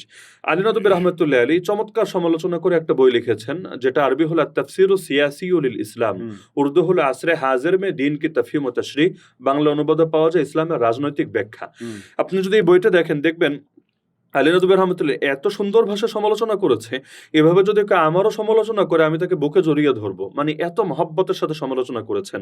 এবং মাওলানা মওদুদী জীবদ্দশায় এই বইটা পাওয়ার পরে তিনি কি জানিয়েছেন এটাও আবার আলী নদভী আরেক লেখায় তিনি উল্লেখ করেছেন। তিনি লিখেছেন, আমাকে মাওলানা মওদুদী চিঠি দিয়ে ধন্যবাদ জানিয়েছেন এবং তিনি বলেছেন, আপনার বইটা দেখে আমি অত্যন্ত খুশি হয়েছি। তা আমি তো ভুলের ঊর্ধ্বে না এবং যতদিন জীবিত আছি আমি তো সংশোধন করে নিতে কোনো কার্পণ্য করব না, সুতরাং আরো কোনো বিষয় নজরে আসলে আমাকে অবগত করবেন। এবং তিনি বলেছেন যে আপনার প্রতিটা বিষয়ের সাথে আমি একমত হব, এটা হয়তো সম্ভব হবে না, কিন্তু আমি অবশ্যই এর দ্বারা উপকৃত হব। তো এটাই তো আসলে হওয়া উচিত। তো মাওলানা মওদুদীর ভুল যেটা সেটা তো আপন জায়গায় স্বীকৃত, কোনো সন্দেহ নেই, কিন্তু তার উপর অপবাদের মাত্রা তার ভুলের মাত্রার চাইতে 1000 গুণ বেশি। আমি সম্প্রতি দেখলাম কওমি মাদ্রাসা ফজিলত দ্বিতীয় বর্ষে আকীদার একটা বই পড়ানো হয়, শারহে আকাইদ। এর একটা বাংলা অনুবাদ এবং ব্যাখ্যা ছাপা হয়েছে ইসলামী মাকতাবা ইসলামিয়া বাংলা বাজার থেকে, এবং এই ইসলামিয়া প্রকাশনীর বই সাধারণত সবচাইতে বেশি কেনে শিক্ষার্থীরা। সেখানে আমি দেখলাম মাওলানা মওদুদীর সমালোচনা করতে গিয়ে যে কয়েকটা পয়েন্ট এনেছে। 1 নম্বর পয়েন্ট, যে মাওলানা মওদুদী আল্লাহকে জালিম মনে করতেন, নাউযুবিল্লাহ। এবং দলিল কি, যে আল্লাহ তাআলা রজমের বিধান দিয়েছেন, বিবাহিত পুরুষ বা বিবাহিত মহিলা যদি তারা জিনায় লিপ্ত হয় এবং এটা প্রমাণিত হয় তাহলে রজমের বিধান। মাওলানা মওদুদী নাকি এটাকে অস্বীকার করেছেন এবং এটাকে জুলুম বলেছেন, নাউযুবিল্লাহ। এবং এই কথাটা শুধুমাত্র তিনি না, আপনি যদি আহলে হক মিডিয়া লুৎফর রহমান ফরায়েজি সাহেবের একটা ওয়েবসাইট, সেখানেও দেখবেন এটা দাবি করা আছে। রেজন রফিকি মাঝখানে খুব এটা প্রচার করেছে, সেখানেও আছে। তাদের কমন দাবি যে মাওলানা মওদুদী আল্লাহকে জালিম সাব্যস্ত করতে চেয়েছেন, অথচ যেই বইয়ের রেফারেন্স দিয়ে তারা দাবিটা করেছেন, আপনি বইটা খুলে আগের পৃষ্ঠা পরের পৃষ্ঠা সহ ওই পৃষ্ঠাটা পড়েন, আপনি দেখেন কি পরিমাণ মিথ্যা অপবাদ তার উপর দেওয়া হলো। তাহলে 1 নাম্বার দোষটাই যদি অবস্থা হয়, বাকিগুলোর কি হবে? তো যেটা ভুল সেটা সমালোচনা করেন না, কে না করেছে? অধ্যাপক গোলাম আজম সাহেব তো লিখে গেছেন ইকামতে দিন বইয়ে, যে মাওলানা মওদুদীর ভুলকে আমরা অস্বীকার করি না, আর তার ভুলের দায় তার, এটা আমাদের না। কেন? আমরা দল হিসাবে তাকে আকীদার ইমামও মানি না, মাযহাবের ইমামও মানি না। তো যার কারণে তার কোনো ভুল অন্ধের মতো আমাদের নিতে হবে এমন কোনো নীতি আমরা অনুসরণ করি না। এমনকি নেজামী সাহেব তিনি যখন আমির, রেজুলেশন করে এটা লেখা হয়ে গিয়েছে যে মাওলানা মওদুদী জামাতে ইসলামীর আকীদার ইমামও না, মাযহাবের ইমামও না। তো যার কারণে তার কোনো আকীদাগত বিভ্রান্তি থেকে থাকলেও এটার দায় জামাতে ইসলামীর উপর দেওয়া যায় না। তাহলে এত কিছুর তাহলে পরও না, আমি জাস্ট একটু আপনাকে জি, জি। থামাই। তাহলে মাওলানা মওদুদী আসলে জামাতের কি? মাওলানা মওদুদী জামাতের প্রতিষ্ঠাতা এবং জামাতের যে সাংগঠনিক চিন্তা এবং যেভাবে জামাত তার প্র্যাকটিস চালিয়ে যাচ্ছে, এটা নিঃসন্দেহে তার থেকে নেওয়া। কিন্তু এর মানে এটা না যে তারা তাকে নবী বানিয়ে ফেলেছে বা ইমাম বানিয়ে ফেলেছে বা তার থেকে আকীদা নিতে হবে। জামাতের সিলেবাসের এখনো পর্যন্ত জি। ম্যাক্সিমাম বই মওদুদী রহিমাহুল্লাহর পড়ানো হয়। মানে এটার কারণটা কি? হ্যাঁ, মানে এখন একটা দলের মধ্যে সবচাইতে বেশি বই দলের প্রতিষ্ঠাতার থাকবে, এটা খুবই একটা সিম্পল ব্যাপার। কিন্তু গঠনতন্ত্রকে সামনে রেখেই তো জামাত চলবে। গঠনতন্ত্রে আপনি যদি খোলেন 2 নম্বর ধারাটা একদম প্রথম পেজে একের পর 1 নম্বর ধারা তো মাত্র 3 লাইন। 2 নম্বর ধারায় দেখবেন স্পষ্ট বলে দিয়েছে যে জামায়াতে ইসলামী আকীদার ক্ষেত্রে কোন নীতি অনুসরণ করবে। সেখানে লেখা আছে আকীদার ক্ষেত্রে কোরআন এবং সহিহ হাদিস, সহিহ শব্দ আছে, কোরআন এবং সহিহ হাদিসে বর্ণিত আকীদাই জামায়াতে ইসলামীর আকীদা, যার মূল কথা হলো লা ইলাহা ইল্লাল্লাহ মুহাম্মাদুর রাসূলুল্লাহ। এমনকি আমি একটা মজার তথ্য দেই, এটা আমাদের কওমের ভাইয়েরা হয়তো খেয়ালই করে না। মাওলানা মওদুদী যেই দস্তুর বা গঠনতন্ত্র লিখে গিয়েছিলেন, আপনি সেটার সাথে বর্তমান বাংলাদেশ জামায়াতে ইসলামের গঠনতন্ত্রকে মিলান, বহু ক্ষেত্রে মিল পাবেন না। বর্তমান জামায়াতে ইসলামের গঠনতন্ত্র 21 বার এটা সংস্কার হয়েছে, সর্বশেষ 2019-এ।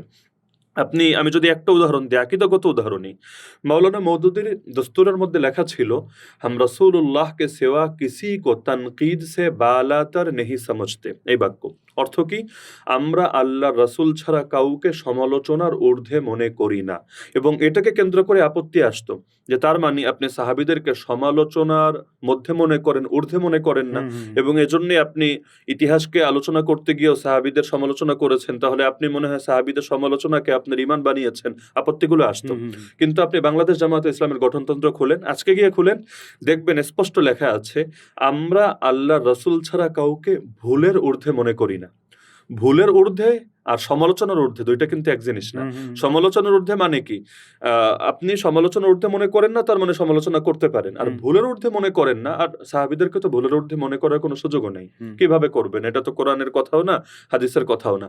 বরং আমরা মনে করি মাগফুর, তারা ক্ষমাপ্রাপ্ত দল, আল্লাহ তাআলা তাদের ভুল ভ্রান্তি এগুলোকে ক্ষমা করে দিয়েছেন এবং রাদিয়াল্লাহু আনহুম, আল্লাহ তাদের সবার উপর সন্তুষ্ট হয়েছেন। শুধু তাই না, আল্লাহ কোরআনে জানিয়েছেন ওয়াকুল্লা ওয়াদাল্লাহুল হুসনা, আল্লাহ তাদের সবাইকে জান্নাতের ওয়াদা দিয়েছেন, তো তারা জান্নাতি। এজন্য ওই একটা গজল আছে, হার সাহাবিয়ে নবী জান্নাতি জান্নাতি। তাহলে এই যে দেখেন, মাওলানা মওদুদী লিখলেন যে সমালোচনার ঊর্ধ্বে মনে করি না, অথচ বাংলাদেশে পরিবর্তন করে বলা হলো ভুলের ঊর্ধ্বে মনে করি না। এখান থেকে কি বোঝা গেল?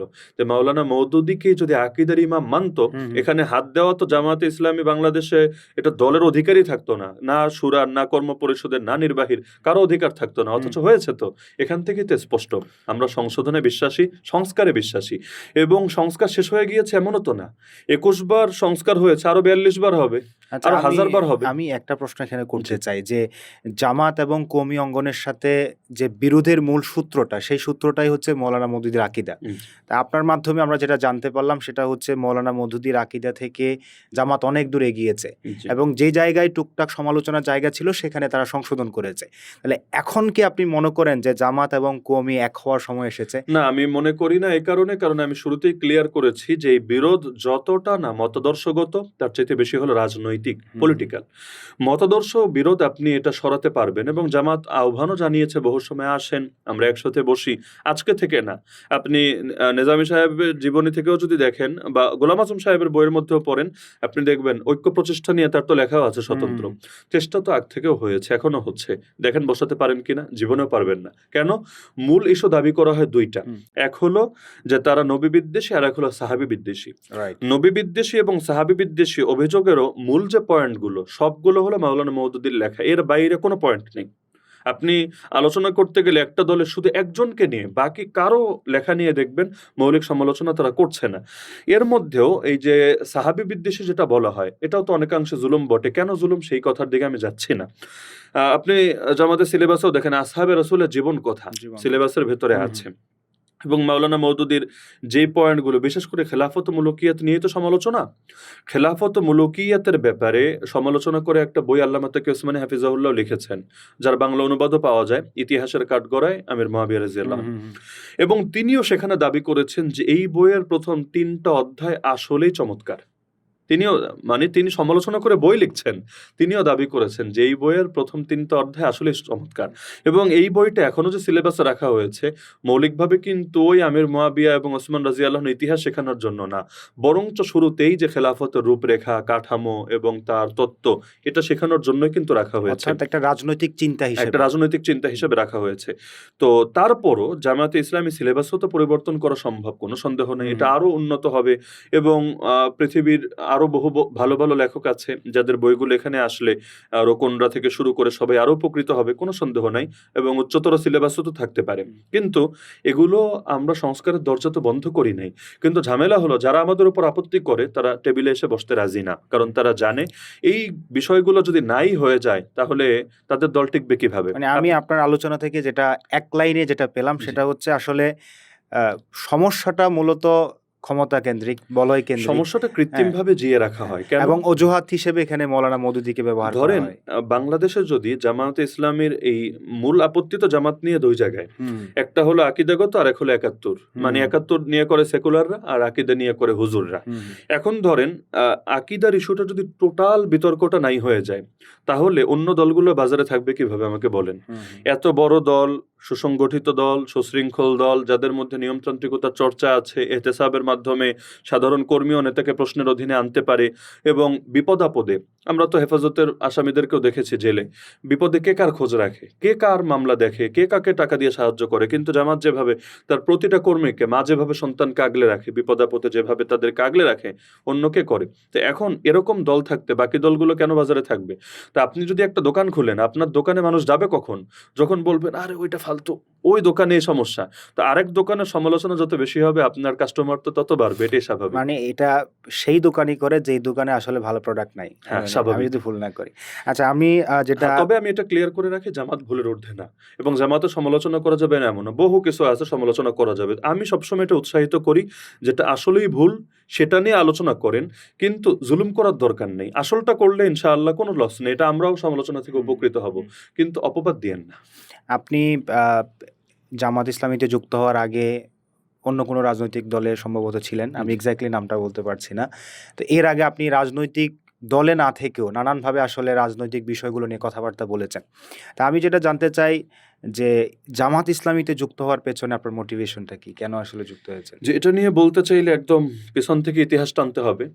আমি শুরু থেকে বা আমি শৈশব থেকেই বিপ্লবী চিন্তার মানুষ। আমি এই বাংলাদেশে না শুধু গোটা দুনিয়ায় ইসলামের বিজয়ের স্বপ্ন দেখি এবং এর জন্য জীবন উৎসর্গ করার তামান্না আমি শুরু থেকেই লালন করি। তো ছাত্র জামানা আমরা যেহেতু কওমি মাদ্রাসায় যারা পড়ি মোটামুটি দুনিয়া থেকে আমরা একটু বিচ্ছিন্নই থাকি। হুম। আমরা এই ডিভাইসগুলোর সাথেও সে সময় অভ্যস্ত থাকি না। জি। পত্রপত্রিকাও আমাদের পড়ার অনুমতি থাকে না। তো দুনিয়ায় কি হচ্ছে না হচ্ছে আমরা খুব বেশি কিছু জানতে পারি না। তো ছাত্র জামানা মোটামুটি সচেতনতার বাইরেই সচেতনতা বলতে এই যে রাজনৈতিক হুম। ব্যাপারগুলো নিয়ে এটা সচেতনতার বাইরে আমাদের কেটেছে এবং সেই সময় স্বপ্ন এটাই ছিল। পরবর্তীতে যখন কর্মজীবনে আসলাম তো দুনিয়াটা নতুন করে আমরা দেখা শুরু করলাম, ব্যাপকভাবে পড়াশোনা শুরু করলাম, আন্তর্জাতিক বিশ্বকেও তথ্য উপাত্তগুলো সংগ্রহ করতে শুরু করলাম। সে সময় আমার কাছে মনে হয়েছিল যে বিপ্লবের স্বপ্নটা বাস্তবায়ন করার জন্য বাংলাদেশে যে রাজনৈতিক দলগুলো আছে এদের সাথে সম্পৃক্ত হওয়া জরুরি না। বরঞ্চ আমরা আমাদের মতো করে আল্লাহ রাসূল সাল্লাল্লাহু আলাইহি ওয়াসাল্লাম যেভাবে শুরু করেছিলেন দাওয়াতের মাধ্যমে, শেষ করেছিলেন বিজয়ের মাধ্যমে। তো আমরা দাওয়াতের মাধ্যমে শুরু করি। আর দাওয়াতের মাধ্যমে বড় সফলতার নজির তো এই অঞ্চলে আছে। মুজাদ্দিদ আল-ফিসানি রাহমাতুল্লাহি আলাইহি তিনি যে এত বৈপ্লবিক পরিবর্তন আনলেন, এই সম্রাট আকবরের দ্বীন এলাহির পরে আওরঙ্গজেব আলমগীরের মতো এত মহান শাসক, খুলাফায়ে রাশিদিনের পরে যেই মহান কিছু শাসকের নামের তালিকা করলে আওরঙ্গজেব আলমগীর রাহমাতুল্লাহি আলাইহিকে ফেলে দেওয়া যাবে না। এই মানুষটা তো মুজাদ্দিদ আল-ফিসানির মেহনতেই তৈরি হলো। একইভাবে শাহ ওলিউল্লাহ দেহলভী রাহমাতুল্লাহি আলাইহি তার দাওয়াতের মাধ্যমে একটা বিপ্লবের পথ এই অঞ্চলে খুলেছিল। আমি প্রাথমিকভাবে মনে করতাম যে এই ধরনের একটা বৈপ্লবিক কাজ করা দরকার। সরাসরি আমি কোনো সংগঠনে সম্পৃক্ত হব না। কিন্তু একটা দাওয়াতি মেজাজ নিয়ে এমনভাবে কাজ করবে, একটা বিপ্লবী প্রজন্ম গড়বে এবং একসময় না একসময় একটা পরিবর্তন আসবে। তো এভাবে জেলখাটা পর্যন্ত এরকমই কাটিয়ে দিলাম। জেলে যাওয়ার পরে কিছু বিষয় নতুন করে মাথায় আসলো। কত সালে জেলে গিয়েছিলেন? ২০২১ এই ৫ই মে ঐতিহাসিক। আপনার তো আজকে পডকাস্ট আমরা করছি ৬ মে এর একদিন আগে। রমজান মাস ছিল, তারাবির নামাজ পড়িয়ে বাসায় গেলাম। সেখান থেকে ১০ মিনিটের কথা বলে উঠিয়ে আনলো। ১ বছর কাশিমপুরে কেটে গেল। কারাগারে যাওয়ার পর দুনিয়াটা আরেকটু নতুনভাবে চিনলাম। আগে তো বই পড়তাম। বই পড়ে আবু গারিব, গুয়ান্তানামো সেই সময় আরো বেশি আতঙ্কে ভুগতাম যে কারাগার কি না কি। কিন্তু ঢোকার পরে দেখলাম হায় আল্লাহ এই জিনিস। সেখানে অনেক কিছু আমরা নতুন করে ভাবতে শিখলাম।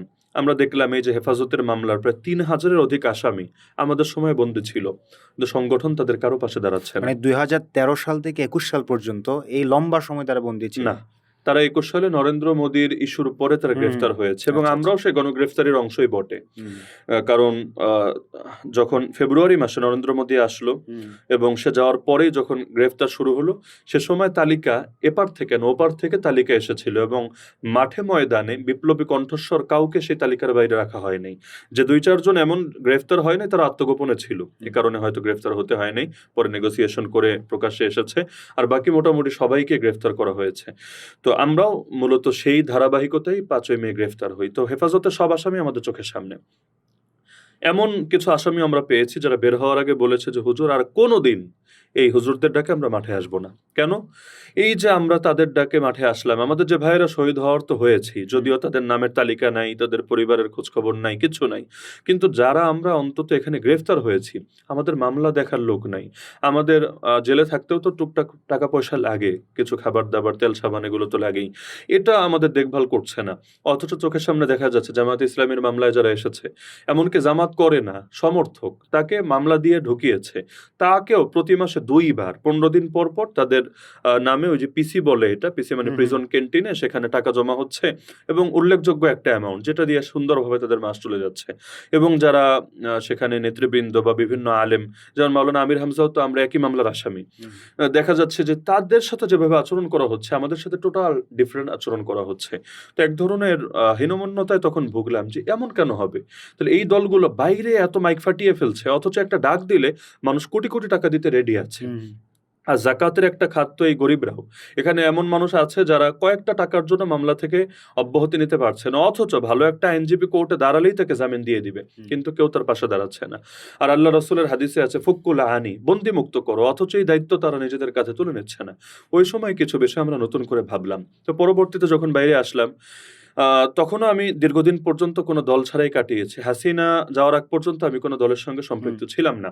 আর সেই সময়ের পরিবেশটা আসলে এমন ছিল, দলের সাথে সম্পৃক্ত হয়েও আপনি দিন কায়েমের পথে কোনো উল্লেখযোগ্য ভূমিকা রাখার মতো অবস্থা ছিল না। উল্টো আপনি দাওয়াতিভাবেও আরো সংকীর্ণ হবেন এবং যতটুকু কাজ করতে পারতেন সেটাও রুদ্ধ হবে। তো সেই সময় পর্যন্ত দলের বাইরে আমরা ছিলাম।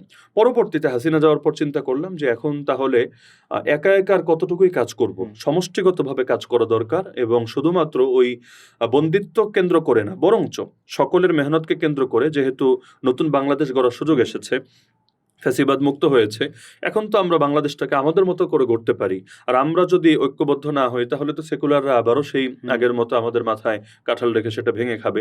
সবচাইতে বেশি আমাকে পীড়া দিত যে ধর্মভিত্তিক দলগুলো তো ওদের দ্বারাই টিস্যুর মতো ব্যবহার হয় নির্বাচন আসলে। সবসময় হয়তো 1-2টা সিট দিয়ে তাদেরকে পাশে রাখে, না হলে কিছু টাকা দিয়ে পাশে রাখে, এভাবে তো মুক্তি আসবে না।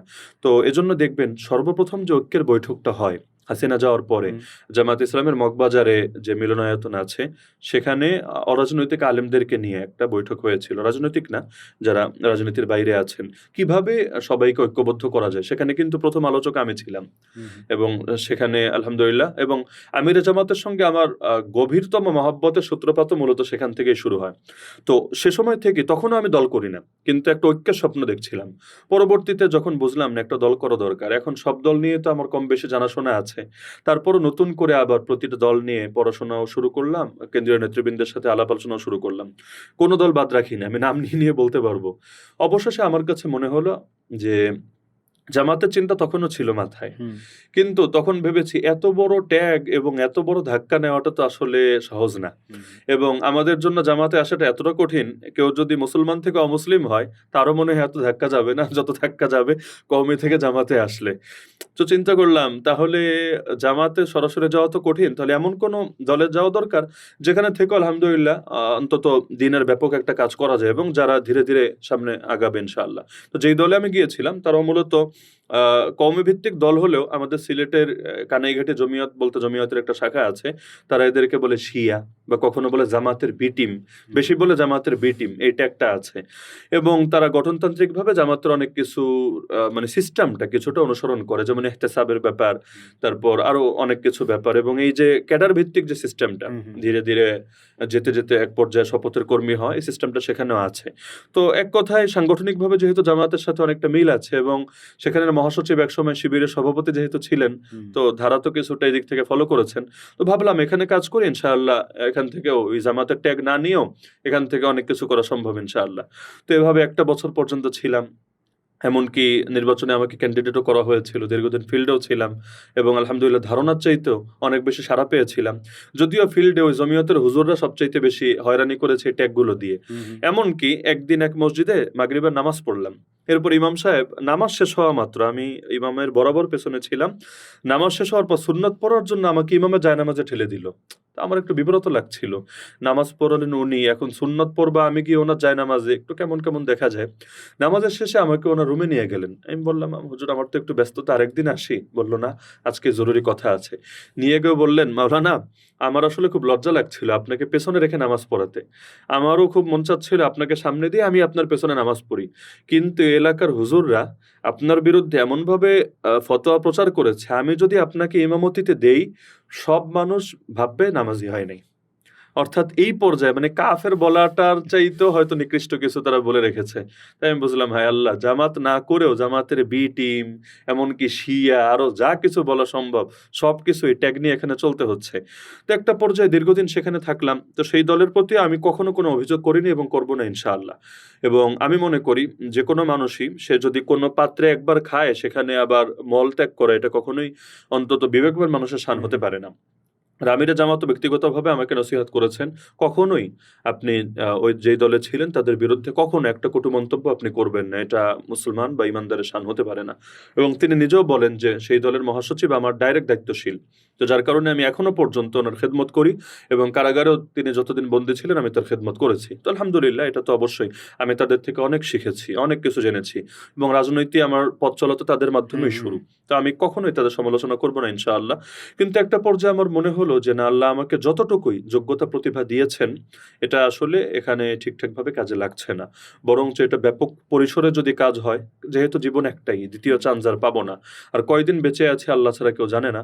তা আমার মনে হলো কিছু একটা বড় পরিসরে করে যাওয়া দরকার। আল্লাহ যতটুকু যোগ্যতা দিয়েছেন আমাদের কাজ চেষ্টা করা, পূরণ করার মালিক আল্লাহ। সেখান থেকে আমি সিদ্ধান্তটা নিলাম, যদিও আমার জন্য সহজ ছিল না। হুম, হুম। কারণ আমি এখানে আসার পর কি ধাক্কা গিয়েছে এটা তো সবাই দেখেছে। না, আমি গত গত পরশু একটা ফেসবুকে ফটোকার্ড দেখছিলাম। কোনো একজন আলেম বলেছে আপনার ঈমান চলে গেছে। এখন আপনার ঈমান হ্যাঁ, আছে সে কিনা? সময় থেকে এই ফতোয়া হচ্ছে, এমনকি ফেস দ্য পিপল এর টক শোতে বসে পর্যন্ত হুম, হুম। এক মাওলানা ডাইরেক্ট বলেছে যে লোকে তো বলছে আপনার বউ হারাম হয়ে গেছে, আপনার ঈমান চলে গেছে, ডাইরেক্ট আমাকে। তো এইরকম ভয়াবহ হালতের তো শিকার হয়েছে। আমার প্রতিষ্ঠান ছিল। একটা মাদ্রাসাতে এমন, যেটার আমি নিজে প্রতিষ্ঠাতা পরিচালক। আর আরেকটা প্রতিষ্ঠানেও আমি ছিলাম। তো ওই রাজনীতির ময়দানে আসার পর আমার ওই ২ প্রতিষ্ঠানও আপাতত আমার সম্পৃক্ততা রাখা হয়নি। যদিও যেটার প্রতিষ্ঠাতা পরিচালক ছিলাম একদম শূন্য থেকে, 0 থেকে আমার শুরু করা। কিন্তু তারাও এখন ভাবে যে আমার ঈমান পুরোপুরি না গেলেও হয়তো গোমরা ফেরকার পর্যায়ে আছি। এমনকি যে মসজিদে আমি জুমা পড়াই, সেখানে বিএনপির ক্যান্ডিডেট যিনি ছিলেন সেই আসনে ঘোষণা দিয়েছিলেন, যদি তিনি এমপি হন তাহলে ওই তার নির্বাচন তো মনে হয় ১২ ফেব্রুয়ারি ছিল। হুম, হুম, হুম। হ্যাঁ, এরপরে যে শুক্রবারটা ওইটাই হবে আমার লাস্ট জুমা। এরপর আমাকে মসজিদে ঢুকতে দিবে না। আর মাহফিল তো কত ক্যান্সেল হয়েছে এটার কোনো এখন হিসাব কি ওই মসজিদে আছেন আপনি? এখন আছে, যেহেতু উনি হেরে গেছে। ও আচ্ছা, এবং আচ্ছা। হ্যাঁ। বিএনপির অনেক লোক যারা আমাদেরকে মহব্বত করে, এক দলে সবাই তো আর একরকম হয় না। তারা বলে, হুজুর এই আল্লাহ তাআলা এদেরকে শিক্ষা দিয়েছে। আপনার সাথে ২ টা লোক বেয়াদবি করেছে, ২ লোকে শিক্ষা পেয়েছে। আমি আগে নারায়ণগঞ্জে এক মসজিদে জুম্মা পড়াতাম। সেখানে কৃষক লীগের স্থানীয় ওয়ার্ড সভাপতি সে আমাকে নির্বাচনের আগে, ২৪ এর নির্বাচনের আগে বলল শামীম ওসমানের জন্য আর শেখ হাসিনার জন্য আর শেখ মুজিবুর রহমানের জন্য দোয়া করতে হবে। আমি ডাইরেক্ট বললাম, রাজনৈতিক দোয়া মসজিদে করব না। রাজনৈতিক আলোচনা যদি না চলে, রাজনৈতিক দোয়া কেন চলবে? হুম, হুম, আর দোয়া করলে মসজিদ সবার, সবাই পয়সা দেয় এখানে। তাহলে হুম। শুধু আওয়ামী লীগের পাশের জন্য কেন দোয়া হবে? তা আমাকে ষড়যন্ত্র করলো এমনভাবে, ৩ দিন পত্রিকায় রিপোর্ট আসলো এবং ট্যাগ দিল আমি জামাত শিবির জঙ্গি।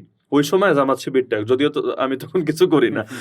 এমনকি আমাকে আমার ঘরে পর্যন্ত থাকতে দেয়নি। আমার ঘর ঘেরাও করে রেখেছিল। যে আমার ঘরে আমাকে পেলে আমাকেও মানে আঘাত করবে, আমার গাড়ি ভাঙচুর করবে, সব করবে। আমি তো যেতে পারিনি। আমার পরিবারকেও রাতের অন্ধকারে খুব কৌশলে বের করে আনতে হয়েছে। আর আমার সম্পদ, ঘরে যা কিছু ছিল এগুলো তো বহুদিন পর্যন্ত ছুটাতে পারিনি। পরে প্রশাসনের সহযোগিতা নিয়ে এটা ছুটাতে হয়েছে। এই ভয়ঙ্কর পরিণতি। কিন্তু আলহামদুলিল্লাহ ৫ই আগস্ট মানুষ তাকে এই পরিমাণ মেরেছে যে চিরতরে পঙ্গু তো হয়েছে, একদম চলার অযোগ্য। এখন শুনেছি যে তার গা থেকে পচা দুর্গন্ধ বের হয়। ফ্যামিলির লোকরাও খুব অতিষ্ঠ তার জন্য। তো এক জালেম এখানে শিক্ষা পেয়েছে, আরেকজন তো আমাকে বলেছিল মসজিদে ঢুকতেই দিবে না। আল্লাহ তাআলা মানে কেউ ভাবে নাই যে সে ফেল করবে। হুম, হুম, আমি নাম বলতে চাচ্ছি না। হুম, কিন্তু হুম, এমন ব্যক্তি যিনি তাদের এই পর্যায়ের ফিগার কেউ ভাবে নাই ফেল করবে। কিন্তু আলহামদুলিল্লাহ ফেল করেছে। তো আলহামদুলিল্লাহ এখানে আর সমস্যা হয়নি। কিন্তু মাহফিল কেন্দ্রিক তো অনেক ঝামেলা হুম, হুম। হয়েছে। যদিও আমি এগুলোর পরোয়া করি না। আমার যদি সব মাহফিল ক্যানসেল হয়ে একটা মাহফিলও দাওয়াত না দিত, কোনো সমস্যা ছিল না। কিন্তু আলহামদুলিল্লাহ মানুষ এখন সচেতন। কওমি ধারার মধ্যে হাজার, হাজার না, সংখ্যাটা এর চাইতে আরো হয়তো বেশি হবে যারা এখনো আমাদেরকে মহাব্বত করে এবং নিরপেক্ষভাবেই তারা বিশ্লেষণ করে। ন্যায়কে ন্যায়, অন্যায়কে অন্যায় বলার মানসিকতা তাদের ভেতরে আছে।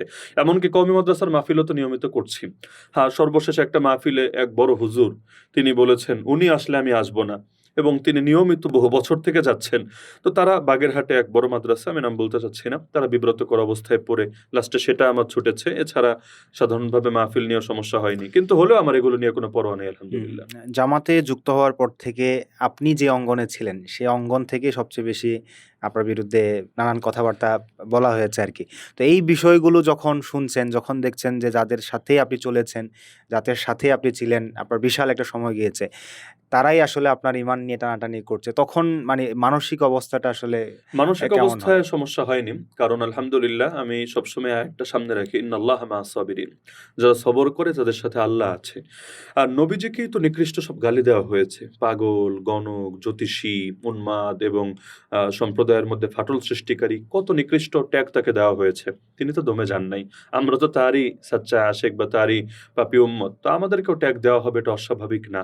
আর মানসিকভাবে তো অপ্রস্তুত ছিলাম না। বরঞ্চ আমি যদি বলি, আমি যেই পরিমাণ ধাক্কার জন্য মানসিকভাবে প্রস্তুত ছিলাম তার 10 ভাগের 1 ভাগও না, আসেনি। আপনি তো আগে বি টিমে ছিলেন, তারপরে এ জি, টিমে জি। আসছেন। ওই বি টিমে থাকাকালীনই তো সব ট্যাগ আমার খাওয়া শেষ। কিন্তু জি। তারপরও আমি এই এ টিম বা বি টিমের যে ট্যাগ আছে, যদিও এটা ভুল। তো আমি জামাতে আসার আগেই আমি যেটা ভেবেছি যে এই পরিমাণ ধাক্কা আসতে পারে। আলহামদুলিল্লাহ আমি যা ভেবেছি 10 ভাগের 1 ভাগও আসেনি। এর চাইতে অনেক কম এসেছে। এর বড় একটা কারণ আছে। কারণ হাতে গোনা কয়েকজন বাদ দিলে দেখবেন পাবলিক ফিগার বা সেলিব্রিটি আলেমরাও আমাকে নিয়ে নেতিবাচক মন্তব্য করেননি। আ বড় একটা অংশ তো এ কারণে যে তারা জানেন যে আমি যেকোনো কাজ করার লোক না। বা কোনো কিছু যখন করি এটা জেনে বুঝেই করি। এটা আবেগের বশে অথবা কেউ কিনে নিয়ে যাবে অথবা কেউ আ ব্ল্যাকমেইল করে ফেলবে এই সুযোগে নেই। এবং তারা জানে যে আমাকে একটা ধাক্কা দিলে আরেকটা ধাক্কা যাবে। আঘাতের জবাবে একটা প্রতিঘাত আসবে। কারণ তারা একটা অপবাদ দিলে আমি জবাব তো অবশ্যই দিব। হুম, দালিলিকভাবে তো আমি কখনোই ছেড়ে দিব না। সেটার জবাব দেওয়া হয়তো তাদের জন্য একটু বিব্রতকর হতে পারে। আর আমি যে অঙ্গন থেকে এসেছি সেখানকার দুর্বলতা তো আমি জানি। হুম, এটা তো হুম, স্বাভাবিকভাবে হুম, যে যেখানে থাকে। তা আমি যদি পাল্টা আঘাতগুলো দেই এটা তো আসলে সামলানো আসলেই কঠিন হবে। তো সব মিলিয়ে আমি যেই পরিমাণ ধাক্কার জন্য প্রস্তুত ছিলাম তার ১০ ভাগের ১ ভাগও আসেনি। যদি আসতো আলহামদুলিল্লাহ মানসিকভাবে দুর্বল হতাম না। যে অনেকে বলে যে উনি হয়তো ভেবেছিল জামাত ক্ষমতায় আসবে। এখন জামাত ক্ষমতায় আসে নাই, উনি কি থাকবে না সামনে বিএনপিতে যোগ দিবে? এই জাতীয় কথাবার্তাও কেউ বলে নাউজুবিল্লাহ। বাস্তবতা এটা যে আমি মনে, মনে ভাবি নাই জামাত ক্ষমতায় আসবে। জামাত হুম, আসবে না ক্ষমতায় এটাই আমার মনের মধ্যে বেশিরভাগ অংশ ছিল। বাকি আল্লাহ চাইলে সবই হুম, সম্ভব। হুম, এমনটা তো একটা ধারণা ছিলই। তো জামাত ক্ষমতায় আসুক আর না আসুক এর কারণে আমাদের অবস্থানে পরিবর্তন হবে সেটা না। জামাতে যদি আবেগে আসতাম ভিন্ন ছিল। কিন্তু বিবেক থেকে যেহেতু এসেছি আর জামাতে যারা আছে বর্তমানেও বড় একটা অংশই এমন হয়তো আগে ১০ ঘাটের পানি খেয়ে এসেছে। হুম, হুম, এমনকি আমিরে জামাত নিজেও তো একসময় বাম রাজনীতি বাম করতেন। রাজনীতি করতেন। সেখান থেকে তিনি এখন আমিরে জামাত হয়েছেন। তো আ বহু কিছু এমন হাটাজারি মাদ্রাসায় কারা যায়? দেখবেন আগে ছোট, ছোট মাদ্রাসায় পড়তো। পড়ে, পড়ে হুম, এখন হাটাজারিতে। দেওবন্দে কারা যায়? করাচি কারা যায়? আল আজহারে কারা যায়? মদিনায় কারা যায়? তো মানুষ যখন সর্বোচ্চটায় যায় তখন আর নিচের গুলোয় আসার কথা চিন্তা করে না। হুম, তো আগে তো সবগুলো ঘাটাঘাটি করে যাচাই-বাছাই করে এক পর্যায়ে এখানে এসেছি। তো এখন এর চাইতে বেটার কিছু যেহেতু ইসলামী অঙ্গনে এখানে নাই। আর যদিও বলতে দ্বিধা নাই। বাংলাদেশে কওমি অঙ্গনে যদি জামায়াতের মতো কোনো সংগঠন থাকতো এই পর্যায়ে আমরা সেটাই করতাম এবং সেটা আমাদের জন্য স্বাভাবিকও ছিল। ট্যাগ ছাড়াই করতে পারতাম। হুম, হুম। কিন্তু যেহেতু নাই বা অদূর ভবিষ্যতে হওয়ারও বাহ্যিক সম্ভাবনা নাই, তো সুতরাং ভিন্ন কিছু চিন্তা করারও তো কোনো কারণ নেই। আমরা আপনার আমাদের স্টুডিওতে মেহমান হওয়ার বিষয়টি ফেসবুকে শেয়ার করেছিলাম এবং সেখানে দর্শকদেরকে জিজ্ঞেস করেছিলাম আপনার প্রতি কোনো কোয়েশ্চেন আছে কিনা। তো প্রায় ১০০'র বেশি প্রশ্ন আচ্ছা, সেখানে আচ্ছা। এসেছে। তো আমি যদি সামারি করি মানে থিমেটিক্যালি এগুলো একটা আরেকটার সাথে কানেক্টেড জি। আরকি। তো তার মধ্যে কয়েকটা প্রশ্ন আপনাকে আমি করতে চাই। একটা প্রশ্ন ছিল এরকম যে আপনি যেহেতু মনে করছেন জামাত ইসলামী এই সময়ে ইসলামী আন্দোলনকে কন্ট্রিবিউট করার জন্য সবচেয়ে ভালো প্ল্যাটফর্ম। তো আপনি যে অঙ্গন থেকে এসেছেন, তাদের মধ্যে আপনি দাওয়াতি কাজ করে তাদেরকে জামাতে নিয়ে আসবেন কিনা? আমাদের অঙ্গন বলতে কওমি অঙ্গনের তো এখন বড় একটা অংশ জোটগতভাবে জামাতের সাথে আছে।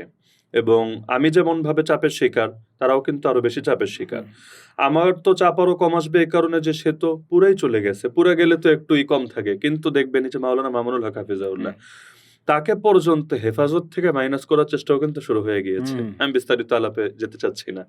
তো এইরকম বলিষ্ঠ কণ্ঠস্বর এবং আমি তো মনে করি তরুণ আলেমদের মধ্যে উনার চাইতে বলিষ্ঠ কণ্ঠস্বর কওমি অঙ্গনে দ্বিতীয় কেউ নাই।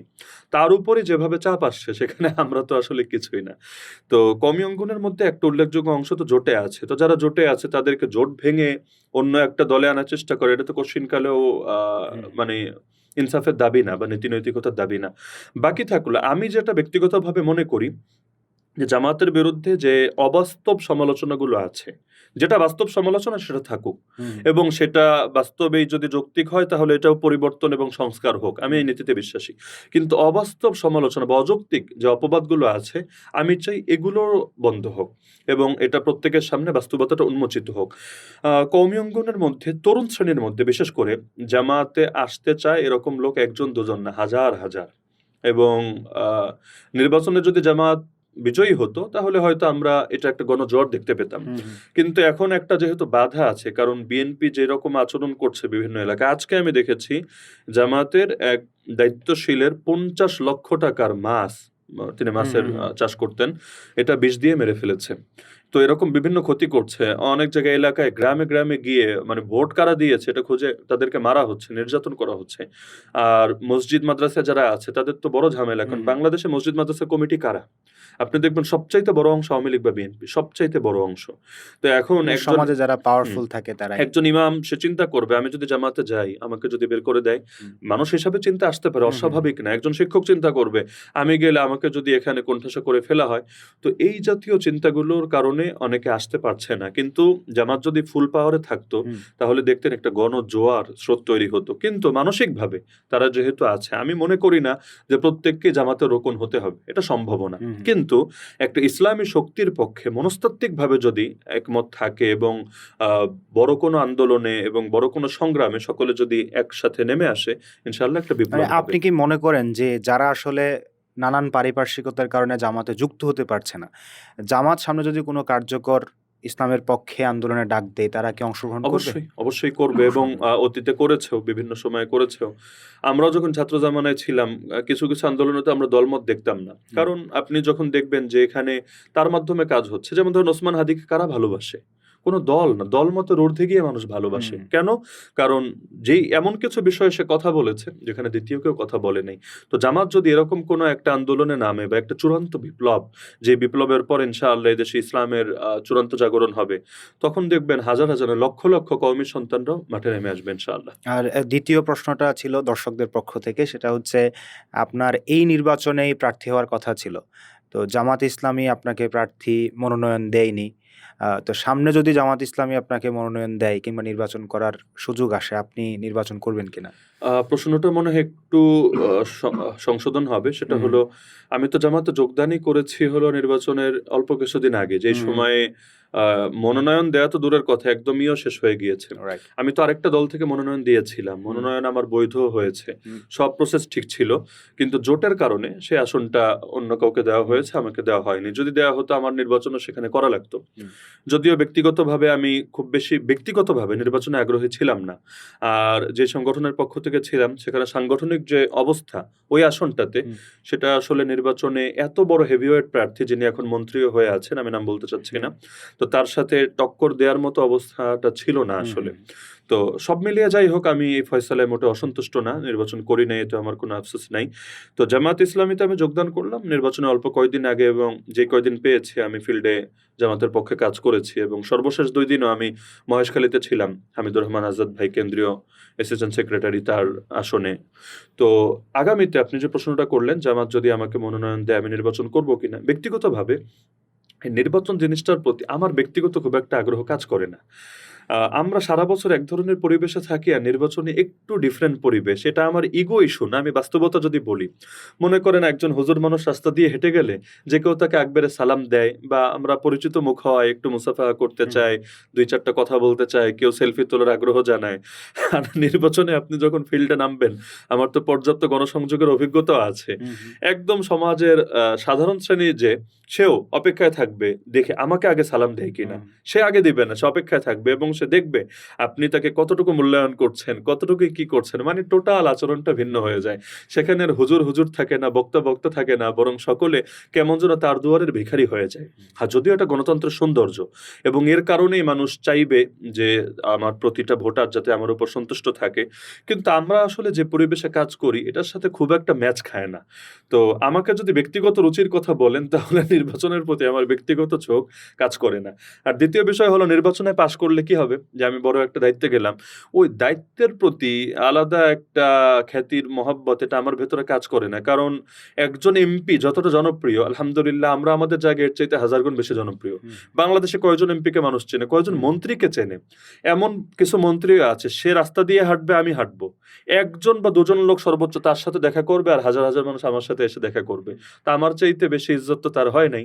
উপরন্তু যে হারে গালি তারা খায়, যে হারে সমালোচনার শিকার তারা হয়, সে তুলনায় আলহামদুলিল্লাহ আল্লাহ আমাদেরকে যা দিয়েছেন তা কম না। আমরা মুকুটহীন রাজা আলহামদুলিল্লাহ। হুম। তো যার কারণে আমার নতুন করে পাওয়ার কিছু নাই। আর তারপরও আমরা যেহেতু এমন সংগঠন করি যেখানে আনুগত্যের বাইরে কোনো কথা নেই। এখানে যদি আমির নির্দেশ দেন, আমি মানতে বাধ্য। সেখানে কোনো ধরনের ভিন্ন মতের তো সুযোগ নেই আমাদের। সর্বোচ্চ নিজের ব্যক্তিগত মত জানানো যায়। কিন্তু নির্দেশ দিলে নির্দেশের বাইরে যাওয়ার তো সুযোগ নেই। আল আমরু ফাওকাল আদাব। তো ভবিষ্যৎ এটা আমিও জানি না, এটা আল্লাহ ভালো জানে না, সংগঠন যা করবে সেটা। মানে আমরা যদি সামারি করি তাহলে যে সংগঠন যদি আপনাকে মনোনয়ন দেয়, যদি সংগঠন নির্দেশ দেয় তাহলে আর আপনি নির্বাচন। নির্দেশ যদি দেয়, মানে আমার ইচ্ছার বাইরে যদি বলে যে তোমার করাই লাগবে, তাহলে আমি করতে বাধ্য। কিন্তু আমাকে যদি বলে যে তুমি করবা কি না, আমি বলবো আমি ব্যক্তিগতভাবে আগ্রহী না। আচ্ছা, আরেকটা প্রশ্ন একটু অন্যরকম মনে হতে পারে, সেটা হচ্ছে অনেকে আমাদেরকে কমেন্টে বলেছেন যে আলী হাসান ওসামা ভাই আগে একটা দল করতো, পরবর্তীতে ওখানে সুবিধা করতে না পেরে, আমি কোট আনকোট জি, জি। বলছি, সুবিধা করতে না পারে জামাতে যুক্ত হয়েছে, জামাতও তাকে মনোনয়ন দিল না। আপনি একটু আগে ক্লিয়ার জি, করেছেন, জি। মানে প্রশ্নটা ভুল। তো সামনে সে যখন সুযোগ পাবে তখন নতুন দল গঠন করবে কিনা, তো আপনার এই হ্যাঁ, ধরনের কোনো চিন্তা যেই আছে কিনা? দলটাকে নিয়ে প্রশ্ন করেছে, ওই দলটাকে যদি কেউ চেনে বা তাদের ক্যাডার ভিত্তিক সিস্টেম বা তাদের সব থিওরি, সব তথ্য যদি ভালো করে গবেষণা করে, দেখবে তাদের ইতিহাসে সবচাইতে বেশি যদি কাউকে মূল্যায়ন করে, আমাকে করেছে। হুম। এত সহজে একজন মানুষকে কেন্দ্রীয় একটা দায়িত্ব দেওয়া, আমি কিন্তু সেখানে কেন্দ্রীয় ওলামা বিষয়ক সম্পাদক ছিলাম। একজন মানুষ সে ক্যাডার ভিত্তিক সংগঠনে তো জানেনই যে একটা হুম, রোকন হতে বা একটা সদস্য হতেই কি পরিমাণ মানে কাঠখড় পুড়িয়ে আসতে হয়। তাহলে সেখানে একজন মানুষকে কেন্দ্রীয় পর্যায়ে দায়িত্বশীল বানানো এবং আমাকে স্বাভাবিক তো এটা, আমি যদি লেগে থাকতাম তাহলে ধীরে, ধীরে দায়িত্ব আরো বাড়তে থাকতো। হুম, বিভিন্ন হুম, রকম দায়িত্ব আসতো। এটা স্বাভাবিক সিস্টেমের অংশ। এবং আমাকে নির্বাচনেও তারা মনোনয়ন দিল এবং হুম, আমাকে তাদের দিক থেকে যতভাবে সহযোগিতা করা দরকার তারা করেছে। যদিও আমি আগেই বলেছি সংগঠন ছোট হওয়ায়, জনশক্তি কম হওয়ায় চাইলেও তারা খুব বেশি সাপোর্ট দিতে পারবে না। হুম, কিন্তু সীমিত শক্তির ভেতরে তারা যতটুকু দেয়া সম্ভব সর্বোচ্চ সহযোগিতা তো আমার করেছে।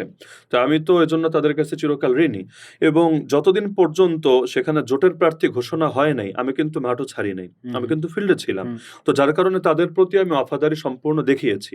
যখন দেখলাম না ভিন্ন একটা জোটকে প্রার্থীকে এখানে দেওয়া হয়েছে, এখন আমি চলে আসলেও সমস্যা নেই। হুম, আর যদিও আমি নির্বাচনের পরে আসতে পারতাম হুম, হুম, এবং নির্বাচনের পরে আসলে কোনো ধরনের লস ছিল না। কিন্তু আমি এখানে ২ টা জিনিস চিন্তা করেছি। ১ নাম্বার চিন্তা হলো যদি জামাত বাই চান্স ক্ষমতায় চলে আসে, আমার উপরে চিরকাল একটা অপবাদ থাকবে। সে অপবাদটা হলো যে সে ক্ষমতার লোভে ক্ষমতাসীনদের সাথে গিয়ে মিলিত হয়েছে। হুম, এই দায় থেকে তো আমি যতই কসম করে বললেও কেউ বিশ্বাস করবে না, নিজেকে মুক্ত করতে পারব না। তাহলে আমি একটা অনিশ্চিত সময়ে আসলে এই ট্যাগটা কেউ দিতে পারবে না। দ্বিতীয় হলো জামাত যেহেতু একটা কঠিন সম্ভাবনাময় সময় পার করছে, হয়েও যেতে পারে ভালো কিছু। এই সময় যদি আমি তার কিছু উপকার করতে না পারি, করব কবে? হুম, নির্বাচনের পর আমার কাজটা কি? তো আল্লাহ যেহেতু আমাদেরকে আর কিছু না হোক কিছু কথা বলার যোগ্যতা তো দিয়েছে। এটা দিয়ে অন্তত খেদমত করি। আলহামদুলিল্লাহ এতটুকু তো সফল হয়েছে। আমি নির্বাচনের আগে সর্বশেষ প্রচারণার দিন মহেশখালীতে ছিলাম, কক্সবাজারের মহেশখালীতে। যে ইউনিয়নে ছিলাম, ওই ইউনিয়নে হামিদুর রহমান আজাদ ভাই যদিও নির্বাচনে পাশ করে আসতে পারেননি, এমপি হন নাই। কিন্তু আপনি যদি আজকে খোঁজ নেন যে ওনার আসনে কুতুবদিয়ার মহেশখালীর ভেতর কোন ইউনিয়নে উনি সর্বোচ্চ ভোট পেয়েছেন, দেখবেন আমি সর্বশেষ দিন যেখানে জনসভা হুম, করে এসেছি সেখানে পেয়েছেন। আমি এই খবর শোনার পরে আল্লাহর বহু শুকরিয়া আদায় করেছি। না আলহামদুলিল্লাহ মেহনতটা বেকার যায়নি। হুম, একজন মানুষও যদি আমার কথায় প্রভাবিত হয়, আলহামদুলিল্লাহ। তো এটা চেয়েছি। তো যার কারণে আমাকে দল মূল্যায়ন করেনি, এজন্য জামাতে এসেছি আর জামাত আমাকে মূল্যায়ন করে উল্টে ফেলেছে, এরকম ভাবার কোনো সুযোগ নাই। বরঞ্চ সবকিছু স্বাভাবিকভাবেই হয়েছে। হুম। আর দল গঠন করবেন কিনা? জামাতে আসার পরে যে কথাটা বলা হচ্ছে যে যদি জামাত মূল্যায়ন না করে তাহলে অন্যদিকে যাবে কিনা? যদিও শুরুতে আমি এটা অন্য একটা প্রশ্নের জবাবে লম্বা আলোচনা করে ক্লিয়ার করেছি। পাশাপাশি আমি বলব, জামাতও আমাকে মূল্যায়ন করছে না এমন তো না। একজন কওমি আলেম যিনি এসেছেন জামাতে, চাইলে তো জামাত তার ক্যাডার ভিত্তিক সিস্টেমে ফেলে স্বাভাবিক অন্য ১০ জনের সাথে যে আচরণ করে আমার হুম, সাথেও করতে পারে। কোনো সমস্যার কিছু নাই এবং এতে আমি নারাজ হব না। সিস্টেম যেটা। কিন্তু আলহামদুলিল্লাহ তারা তো আমার মূল্যায়ন করেছে এবং ইতিমধ্যে তো আমি রোকন প্রার্থীও হয়েছি। আমি তো সব প্রশ্নের জবাবও দিয়েছি।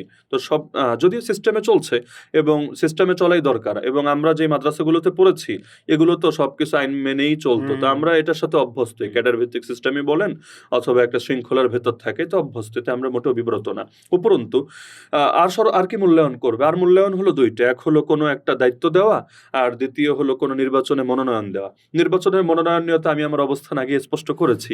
ব্যক্তিগতভাবে এখানে আমার আলাদা কোনো আগ্রহ নাই। আমাকে যদি কিয়ামত পর্যন্ত না দেয়, মরণ পর্যন্ত না দেয়, এতে আমার কোনো আফসোস নাই। হুম। আর দ্বিতীয় হলো দায়িত্ব। আমি দায়িত্বকে একটা বোঝা মনে করি। বরঞ্চ এই যে আমি এখন স্বাভাবিকভাবে দায়িত্ব ছাড়া মুক্ত বিহঙ্গের মতো ঘুরছি, আমার জন্য এটা সহজ। হুম, এমনকি আমি যে কথাগুলো বলি, টকশোতেই বলি, ফেসবুকেই বলি বা যেখানেই বলি, আমি কিন্তু বিবেকের দায় থেকে বলি। সংগঠনের চাপ থেকে না। এটা বলার জন্য আমাকে সংগঠন ১ পয়সাও দিবে না, একটা থ্যাংক ইউও দিবে না, কিচ্ছু না। কিন্তু বিবেকের দায় থেকে।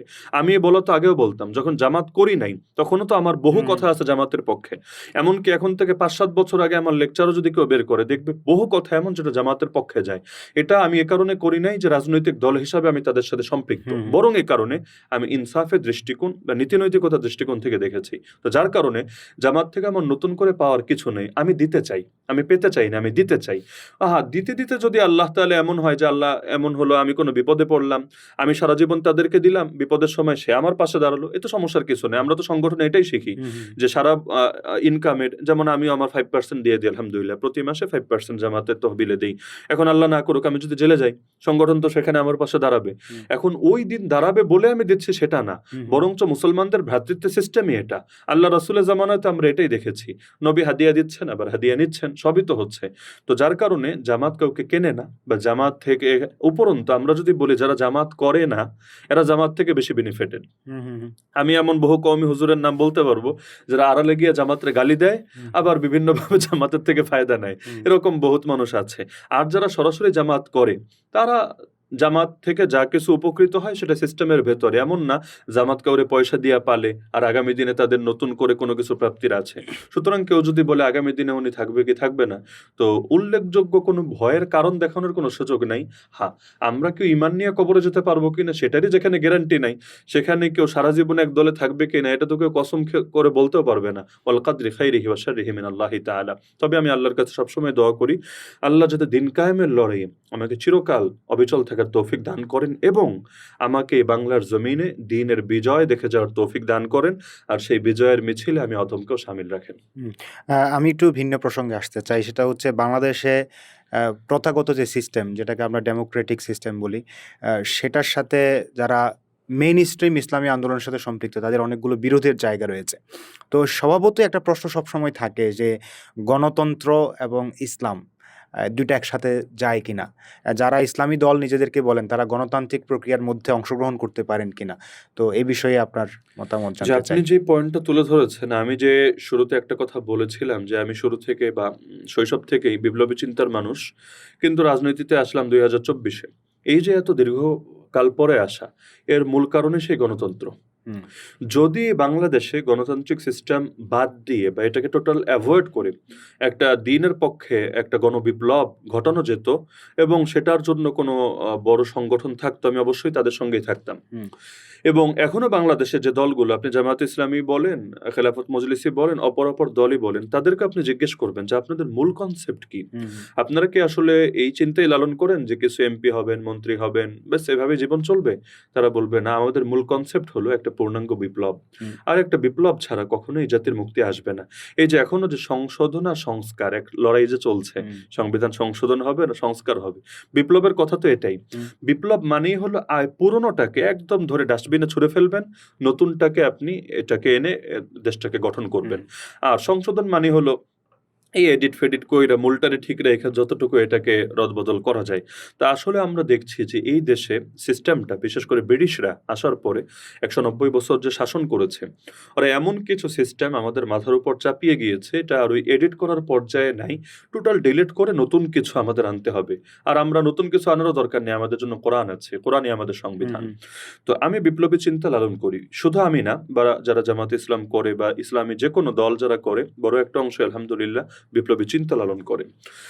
একটা পর্যায়ে আমি দেখলাম যে আসলে যদিও আমাদের চিন্তাটা বিপ্লবী চিন্তা, কিন্তু এই নিয়মতান্ত্রিক সিস্টেমের বাইরে থেকে এই দেশে আসলে খুব বেশি কিছু করার আশা নেই। হুম, এবং যারা এখনো পর্যন্ত নিয়মতান্ত্রিক কোনো দলের বাইরে আছেন, তাদেরও কিন্তু সফলতা আমরা দেখতে পাচ্ছি হুম, না হুম, বা আগামীতে সফলতা পাবেন এমন কোনো সম্ভাবনা আমাদের নজরে আসছে না। উল্টো বিভিন্ন ট্যাগ বা বিভিন্ন ওয়ার অন টেররের যে প্রজেক্টগুলো আছে হুম। এগুলো বাস্তবায়নের পথ মাঝে মাঝে তারা নিজেদের অজান্তে খুলে দিচ্ছেন এবং কখনো তারা এজেন্সির দ্বারা ব্যবহৃত হচ্ছে নিজেদের অজান্তে, যেটা হুম, তারাও হুম। জানেন না বা অনুভবও করেন না। তো সব মিলিয়ে গণতান্ত্রিক যে সিস্টেমটাতে আমাদের অংশগ্রহণ, এটা আমাদের অপারগতা, এটা আমাদের মৌলিক আদর্শ না। কখনো আমরা বলবো না এটা আমাদের মৌলিক আদর্শ, এটা আমাদের অপারগতা। অর্থাৎ আপনারা বিপ্লবের যে পর্যায়ে পৌঁছাতে চান জি। তার একটা সিঁড়ি হিসেবে তার এটাকে একটা ব্যবহার সিঁড়ি করেন। হিসাবে, এবং আমরা মনে করি যে চূড়ান্ত একটা পূর্ণাঙ্গ বিপ্লব লাগবেই, সেটা দুদিন হুম। আগে হোক আর দুদিন পরে। কিন্তু বিপ্লব তো আর হাওয়ার উপর হয় না, সেটার জন্য এভাবে প্রেক্ষাপট প্রস্তুত হবে। পাশাপাশি এখানে একটা বিষয় ক্লিয়ার রাখা দরকার, সেটা হলো যে গণতন্ত্র শব্দটা যখন বিএনপি বা আওয়ামী লীগ বা জাতীয় পার্টি উচ্চারণ করে, তারা যে মিনিংটা বোঝায়, হুম। এটা যখন জামাত ইসলামী বা অন্য কোনো ইসলামী দল উচ্চারণ করে, তারা কিন্তু একই মিনিং বোঝায় না। আচ্ছা। বলবেন পার্থক্য কোথায়? হুম, হুম। একটা সেকুলার দল যখন ডেমোক্রেসি বলে, সে বোঝায় সবার আগে জনগণের সার্বভৌমত্ব। হুম, হুম। এখানে চূড়ান্ত ক্ষমতার মালিক জনগণ। হুম। অথচ যে কোনো একটা ইসলামী দলের সাধারণ কর্মীকে আপনি জিজ্ঞেস করেন যে জনগণের সার্বভৌমত্ব বা জনগণ চূড়ান্ত ক্ষমতার মালিক, সকল ক্ষমতার মালিক, তুমি এটা বিশ্বাস করো কিনা? সে বলবে এটা তো শিরিক, হুম। আমি তো এটা কিছুতেই বিশ্বাস করতে পারি না। তাহলে কি বোঝা যাচ্ছে? শব্দ এক হলেও প্রয়োগ এবং অর্থ কিন্তু এক না। হুম, হুম। তাহলে ইসলামী দল বা জামায়াতে ইসলামী গণতন্ত্র বলতে কি বোঝায়? যেমন আপনি গঠনতন্ত্রও যদি খোলেন দেখবেন বারবার আছে। আমরা গণতান্ত্রিক এবং নিয়মতান্ত্রিক উপায়ে সরকার পরিবর্তন করব, ইসলাম বিজয়ী করব ইত্যাদি কথাগুলো আছে। এই গণতান্ত্রিক শব্দ এর ব্যাখ্যা আমি পেয়েছি মাওলানা মওদুদীর লেখায়। হুম, হুম। তিনি বলেছেন যে আমরা গণতন্ত্র যেটা বোঝাই, না হলে দেখবেন মাওলানা মওদুদী নিজেরও কিন্তু পশ্চিমা গণতন্ত্রকে সমালোচনা হুম, করে হুম। লেখা বই আছে, বই আছে। যেখানে কঠোর ভাষায় সমালোচনা ইসলাম ও করেছেন। গণতন্ত্র নামে ওনার বই আছে। পাশাপাশি তিনি যখন নিজে গণতান্ত্রিক ধারায় রাজনীতিতে নির্বাচন পদ্ধতিতে আসলেন, তিনি এটার ব্যাখ্যা করেছেন যে আমাদের গণতন্ত্র মানে হলো ইসলামী জমহুরি খেলাফত। ইসলামী জমহুরিয়া তো বলেন নাই, হুম, ইসলামী জমহুরি খেলাফত। মানে কি? খেলাফত মানে হলো আমাদের শাসন ব্যবস্থা হবে আমরা আল্লাহর প্রতিনিধি, এই কনসেপ্টকে সামনে রেখে। আমরা স্বাধীন না, আমরা হুম, আল্লাহর গোলাম এবং তার প্রতিনিধি। আমাদের কাজ আল্লাহর বিধান বাস্তবায়ন করা। আর জমহুরি মানে হলো আমরা জোর করে কোনোটা চাপিয়ে দিব না, যেটা সশস্ত্র বিপ্লব হলে কোনো দেশে হয়। হুম, আমরা সেটা করব না। বরং আমরা জনগণকে নিয়ে তাদের অভিপ্রায়, মানে তাদেরকে দাওয়াত দিয়ে কনভিন্স করে, তাদের মানসিকভাবে প্রস্তুত করে, তাদের মতামত নিয়েই আমরা তাদের উপর ইসলামের বিধিবিধানগুলো জারি করব। তো বাস্তবতা তো এটাই। বাংলাদেশ জামাত ইসলামী যদি বলে আমরা সশস্ত্র বিপ্লব করে জোর করে শরিয়ত চাপায়া দিব, তাহলে এটা তো একটা অনর্থক বা অবাস্তব দাবি হবে। কিন্তু তারা যখন বলবে যে না, আমরা সিস্টেমের ভেতরেই থাকবো, আমরা কোনো ধরনের সিস্টেমের বাইরে গিয়ে কোনো সশস্ত্র পন্থা, উগ্রবাদী পন্থা এগুলোতে আমরা জড়াবো না, বরঞ্চ সিস্টেমের ভেতরে থেকে জনগণকে সাথে নিয়ে এবং তাদেরকে দাওয়াত দিয়ে দিয়ে বুঝিয়ে তাজকিয়া করে, তাদের দিল পরিশুদ্ধ করে, তাদের মতামত নিয়েই হুম। আমরা দ্বীনের বিধানগুলো প্রতিষ্ঠা করব। তাহলে এই বাক্যটাকে তো কুফর আর শিরিকের পর্যায়ে আমি নিতে পারি না। রাইট। অনেকে তো আমার ঈমান নিয়েও প্রশ্ন তুলেছে। হুম, আগে আপনি বলতেন গণতন্ত্র হারাম, এখন গণতন্ত্র হালাল বলেন কেন? যদিও এটা মিথ্যা কথা। আমি কোথাও গণতন্ত্র হালাল বলিনি। একটা বাক্য আমার এরকম কেউ দেখাতে পারবে না। আমার বাক্যগত সবিরোধ কেউ দেখাতে পারবে না। তাহলে যে কথাটা বলতে পারে যে আপনি দলে ছিলেন না, এখন দলে আছেন কেন? হুম। এটার ব্যাখ্যা আমি ইতিমধ্যে দিয়ে দিয়েছি। অর্থাৎ আমি যদি আপনার কথাটা ঠিকভাবে বুঝে থাকি সেটা হচ্ছে কনসেপচুয়াল জায়গায়, সভারেন্টির কোয়েশ্চেনের জায়গায় আপনারা গণতন্ত্রকে সমর্থন করেন না, জামাতও সমর্থন করে জি। না। আর প্রক্রিয়াগত জায়গায় ইলেকটোরাল প্রসেস হিসেবে আপনারা গণতন্ত্রকে আপৎকালীন সময়ে যেহেতু অপারগতার কারণে আপনারা সেটাকে অ্যাকসেপ্ট এজন্যই করছেন। কিন্তু জামাতের নিবন্ধন বাতিল করা হয়েছিল। কয়েকটা মৌলিক কারণের একটা কিন্তু এটা যে তারা জনগণের সার্বভৌমত্ব বিশ্বাস করে না। জি, জি। এজন্য দেখবেন ২০১৮ নির্বাচন দাঁড়িপাল্লা নিয়ে করতে পারেনি তারা। হুম। আমি কয়েকটা খুব শর্ট কোয়েশ্চেন করব। আশা করি আপনি সংক্ষেপে উত্তর দিবেন আরকি। দীর্ঘক্ষণ আপনার সাথে আলাপ করেছি। খুবই উপভোগ্য আলোচনা ছিল। আমি যদি একদম টু দ্য পয়েন্ট জিজ্ঞেস করতে চাই, বাংলাদেশে বর্তমানে আমরা যে দিন কায়েমের স্বপ্ন দেখছি, সেই দিন কায়েমের পথে মৌলিক সংকটগুলো কি, কি? যদি একটু 1, 2, 3 পয়েন্ট আকারে বলতেন। দিন কায়েমের পথে সবচাইতে বড় সংকট হলো আমাদের ঐক্যের অভাব। আজকের যে দিনটা বালাকোটের দিন, সৈয়দ আহমদ শহীদ রহমাতুল্লাহ আলাইহ তিনি কিন্তু একটা পর্যায় পর্যন্ত সফলতা পেয়েছিলেন হুম, এবং ব্রিটিশদের হাত থেকে মুক্ত এমন একটা অঞ্চল যেখানে তার দ্বীনের বিধিবিধান পূর্ণাঙ্গভাবে তিনি বাস্তবায়ন করতে সক্ষম হয়েছিলেন। যদিও গাদ্দারদের গাদ্দারের শিকার হয়ে অবশেষে চূড়ান্ত সফলতা পাননি, হুম, বালাকোটে এসে তাকে থেমে যেতে হয়েছিল, হুম, শহীদ হতে হয়েছিল। তো আমরা দেখব তার আহ্বানে কারা সাড়া দিয়েছিল।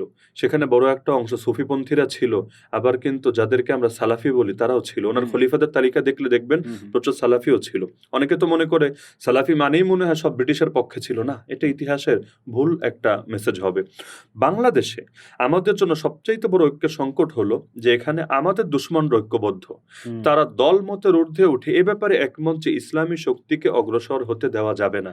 এ কারণে দেখবেন ইসলামী শক্তির বিপক্ষে আওয়ামী লীগ যে ভাষায় কথা বলে, বিএনপিও একই ভাষায় কথা বলে, অন্যরা সুযোগ পেলে একই ভাষায় কথা বলবে। কিন্তু আমরা আমাদের ক্ষুদ্র ক্ষুদ্র শাখাগত বিষয়গুলোকে আলোচনার টেবিলে না রেখে বা ইলমের টেবিলে না রেখে এটাকে মানুষের সামনে এমনভাবে নিয়ে যাই, দিন শেষে মানুষ আমাদের উপর আস্থাই রাখতে পারে না। নির্বাচন আসলে চিন্তা করে ইসলামপন্থী নেতাকে ভোট দেওয়া মানে ভোটের অপচয় করা, কারণ এদের এত দল এত ঘরানা, এরা পাশই করবে না। আমি যদি বলি, আজকে আমি দুপুরে ছিলাম ঢাকা মহানগর উত্তরে, আমি সেলিমউদ্দিন ভাইয়ের বাসায়। তিনি যে আসনে সিলেটে নির্বাচন করলেন, গোলামগঞ্জ বিয়ানীবাজার, সেখানে আরেকজন হুজুর, নাম বলার দরকার নেই, তিনি 23,000 ভোট কেটেছেন। যদি ওই ভোটটা না কাটতেন তিনি, তাহলে হয়তো সেলিমউদ্দিন ভাই তিনি এমপি থাকতেন।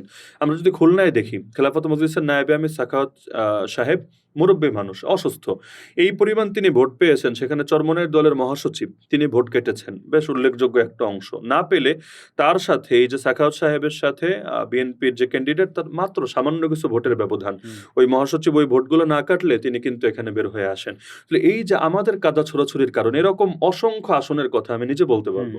তাহলে বাংলাদেশে আমাদের ঐক্যের অভাবটা দূর করতে হবে, এক নম্বরে। 2 নম্বরে হলো গাদ্দার চিনতে হবে। অনেক সময় এমন হয় যে আমরা নিজেদের অজান্তে এজেন্সির ফাঁদে পড়ে যাই বা বিভিন্ন বড় বড় দলের দ্বারা ব্যবহৃত হয়ে যাই। এ ব্যাপারে আমাদের সচেতনতা বাড়াতে হবে। 3 নম্বরে হলো আমাদের রূপরেখা মানুষের সামনে স্পষ্ট না। এখনো মানুষ বোঝে না যে ইসলামী দল দেশে আসলে কি ফায়দা। কমন একটা বোঝ হলো যে ওরা চাঁদাবাজি করবে না, দুর্নীতি করবে না, ভালো মানুষ, এতটুকুই। কিন্তু ভালো মানুষ তো সেকুলার দলও টুকটাক আছে, কোনো সন্দেহ নাই। কিন্তু ইসলামী দল আসলে ইসলামী অর্থনীতিটা কেমন, ইসলামী রাজনীতিটা কেমন, এর দ্বারা শ্রমিকের ফায়দা কি, নারীর ফায়দা কি, কৃষকের ফায়দা কি, আমরা এগুলো এখনো সক্ষম হই নাই জাতিকে বোঝাতে। আমাদের বক্তাদের ওয়াজ কি, এই গালগল্প, কেচ্ছা কাহিনী। অথচ ইসলামী অর্থনীতি, ইসলামী বিচার, ইসলামী প্রশাসন, এই বিষয়গুলো তারা জাতির সামনে তুলে ধরতেই সক্ষম হচ্ছে না। বড় একটা কারণ, নিজেরাও পড়াশোনা করছে না। আমি ইসলামী রাজনীতির অঙ্গনে যদিও প্রত্যক্ষভাবে কম সময়ে, কিন্তু আমি এই অঙ্গনের লোকদেরকে চিনি বহু আগ থেকে। আমি জামাতকে বাছাই করে এটাও একটা কারণ ছিল বটে, কারণ আমাদের অঙ্গনে যারা রাজনীতি করে বড় একটা অংশ ইমোশন থেকে করে। তারাও জানে না একটা রাষ্ট্র কিভাবে ফাংশন করে, নিজেরা করবে কিভাবে এটা বাদ দেন, একটা রাষ্ট্র কিভাবে ফাংশন করে এটাই তারা জানে না। এমনকি আপনি বড় বড় দল, আজকে তাকে যদি ক্ষমতা দিয়ে দেন যে আগামীকাল থেকে তুমি দেশ চালাবা, তাহলে আপনি সে এক একটা সেক্টরে মন্ত্রী দেওয়ার মতো লোক আপনি তার ভেতরে খুঁজে পাবেন না। আপনি বলেন এই দলগুলোর মধ্যে অর্থমন্ত্রী কে হবে, কে বোঝে এটা, তারপর পররাষ্ট্রমন্ত্রী কে হবে, কার সামনে এই বিষয়গুলো ক্লিয়ার। এভাবে তো একটা দেশ চলতে পারে না। তা আমরা যোগ্যতার ঘাটতি, আমরা আমাদের লোকগুলোকে সার্বিকভাবে গড়ে তুলছি না, কেমন যেন ইমোশন দিয়ে সব হবে, অথচ এভাবে হবে না। বিশেষ করে আমি তরুণদের ভেতরে মনে করি এখন কিন্তু তরুণদের ভেতর রাজনৈতিক একটা জাগরণ আছে। অনেকে সম্পৃক্ত হচ্ছে, না হলে অনেকে অনলাইনের কল্যাণে লেখালেখি বিভিন্ন মন্তব্য করছে, সচেতন হচ্ছে। কিন্তু যেই পরিমাণ আমরা আবেগীয় সচেতনতা দেখছি, এই পরিমাণ জ্ঞানের চর্চা কিন্তু দেখতে পাচ্ছি না। অথচ এটা ছাড়া কিন্তু মুক্তি আসবে না। এই যে আধুনিক বিশ্ব ব্যবস্থা, এটা যদি আমরা না বুঝি, আমরা জায়নিস্টদের ফাঁদ যদি না বুঝি, আমরা ডলারের আগ্রাসনটা যদি আমরা না বুঝি, এমনকি আমাদের ভূরাজনীতিটাও যদি আমাদের সামনে ক্লিয়ার না থাকে, আমরা কিন্তু সামনে অগ্রসর হতে পারবো না।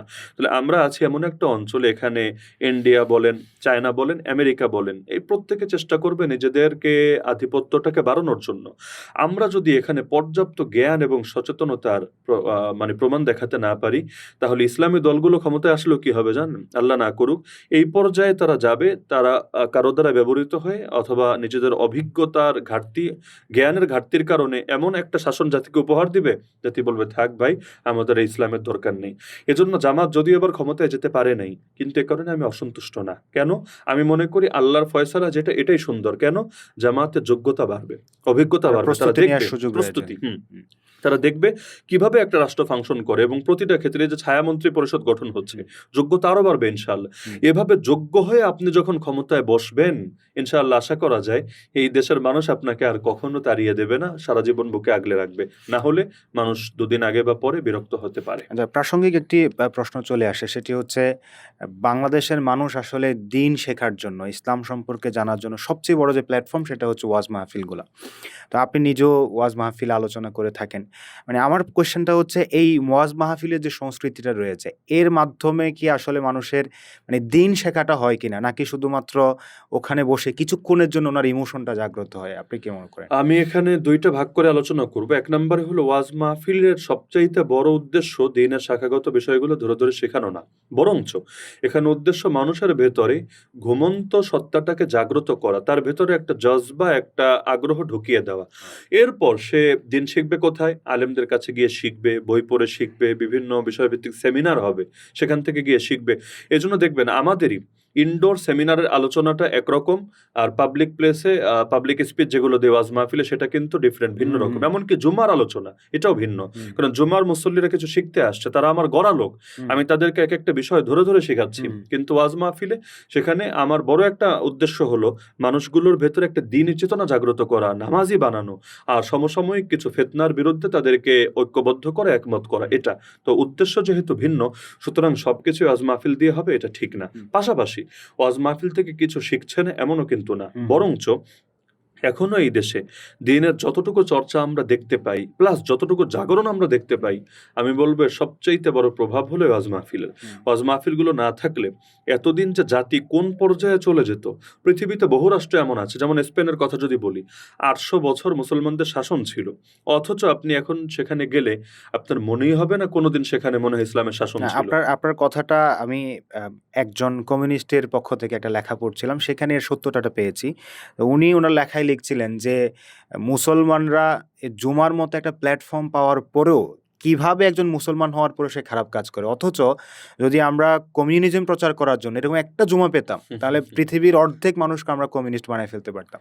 তো আমার কাছে মনে হয় যে ইসলামের এই চমৎকার দিকগুলো আমরা মনে হয় মানে যেটা যে ইফেক্টিভিটি আছে এটা অনেক সময় বুঝতে পারি না। এমনকি কিন্তু মজার আমাদের একটা পয়েন্ট আমি ধরিয়ে দিই, সেটা হলো আপনি দেখবেন শহরাঞ্চলগুলোর চাইতে গ্রামাঞ্চলগুলোতে নির্বাচনে ইসলামপন্থীরা বেশি এগিয়ে যায়। হুম, এর কারণ কি?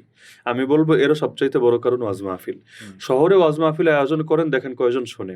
আর গ্রামে লক্ষ লক্ষ মানুষ রাত জেগে ঠান্ডায় কাঁপতে কাঁপতে তারা শোনে। ফলাফল গ্রামে দেখবেন যারা পাশ করেছে বড় একটা অংশের ভোট পেয়েছে নারীদের হুম, এবং মুরব্বী শ্রেণী, এই মানুষগুলোর, যাদেরকে ফিতনা এখন ওইভাবে স্পর্শ করে নাই, তারা বুঝেছে না এই মানুষগুলো ভালো, আমাদেরকে এদের পক্ষে থাকতে হবে। আর শহরে কত ধরনের ফিতনা, কত কিছু।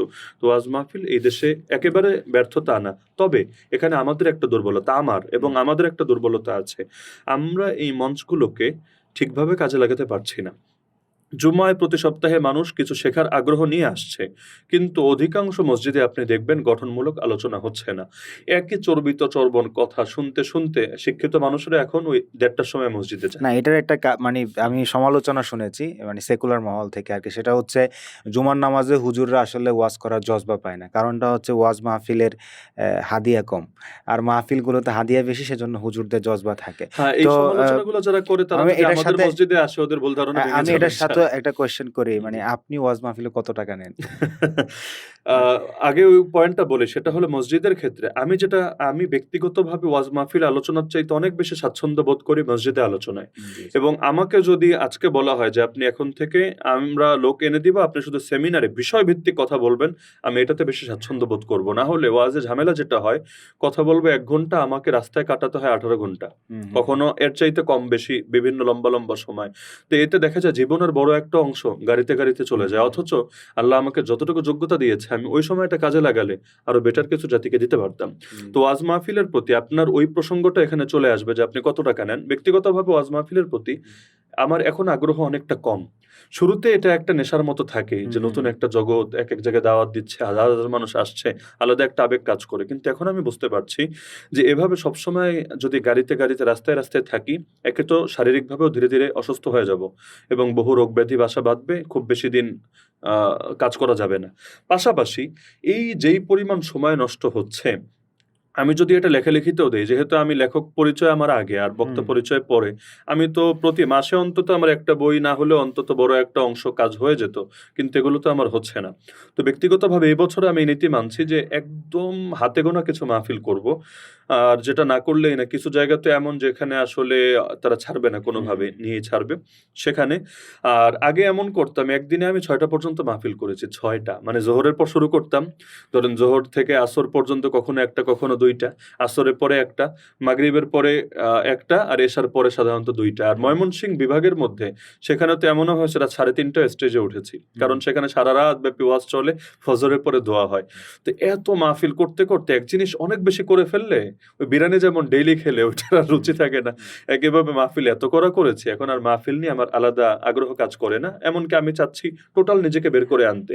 যদিও আমাকে একজন প্রবীণ এবং খুবই আস্থাভাজন ব্যক্তি বলেছেন যে, "এই জগৎটা একবারে ছাড়বেন না এবং অযোগ্যদের হাতে কোনো জগৎ একেবারে ছেড়ে দেওয়া উচিত না। বরং আল্লামা দেলোয়ার হোসেন সাঈদী রহমাতুল্লাহি আলাইহি যেভাবে তিনি কাজ করে গিয়েছেন, আপনিও সেভাবে কাজ করেন।"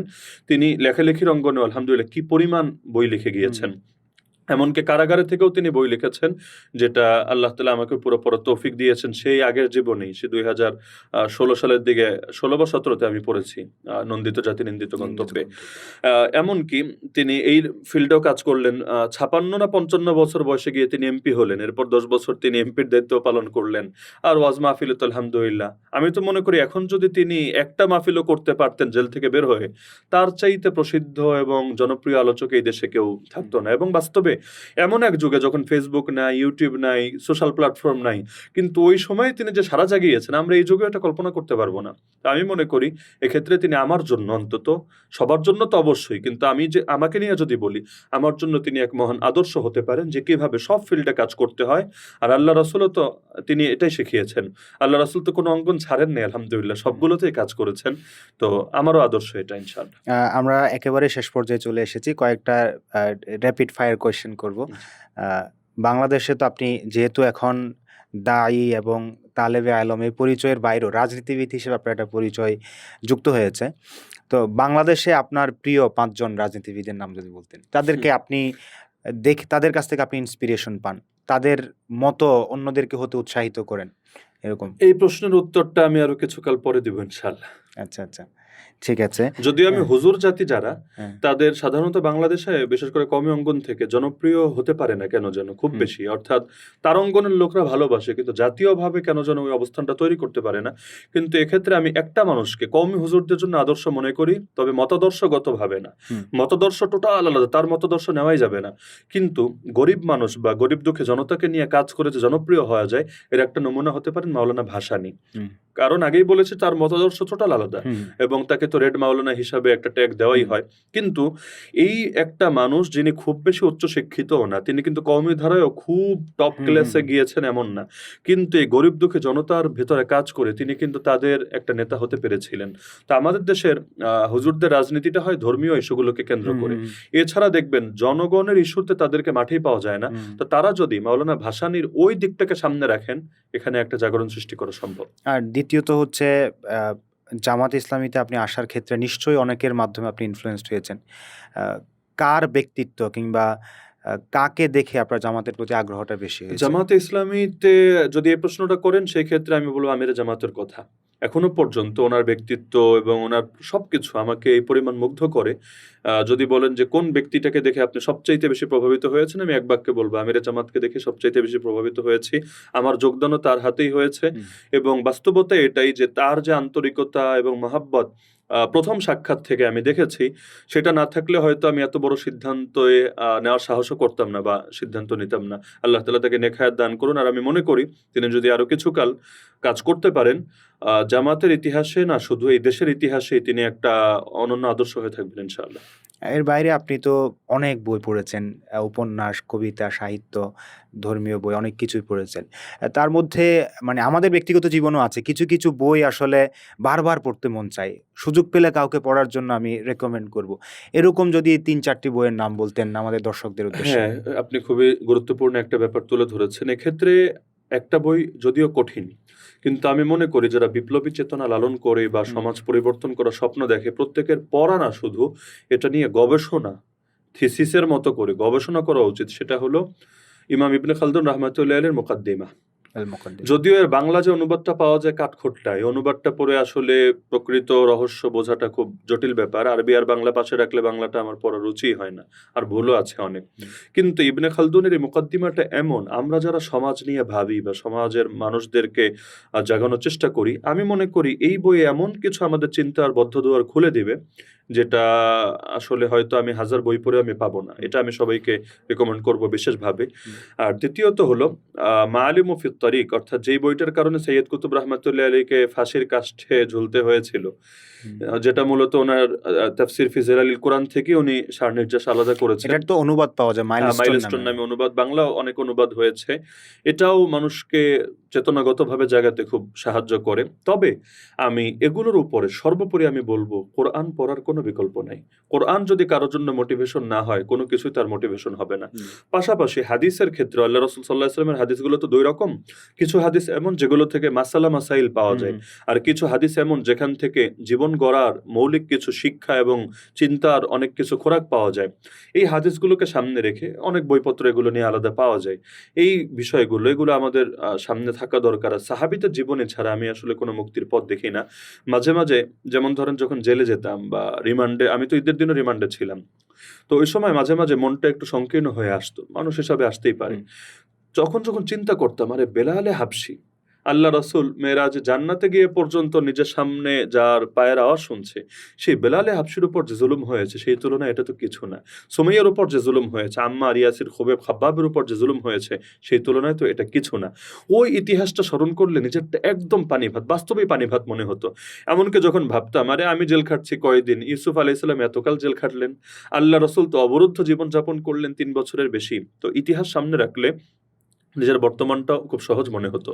তাই আমি মৌলিকভাবে ইবনে খালদুন আর সৈয়দ কুতুব, পাশাপাশি সৈয়দ কুতুবের বই, মোহাম্মদ কুতুবের বই, ওনাদের বইগুলো এমন যেগুলো আসলে কোনোটাই এভয়েড করা যায় না, সবই গুরুত্বপূর্ণ।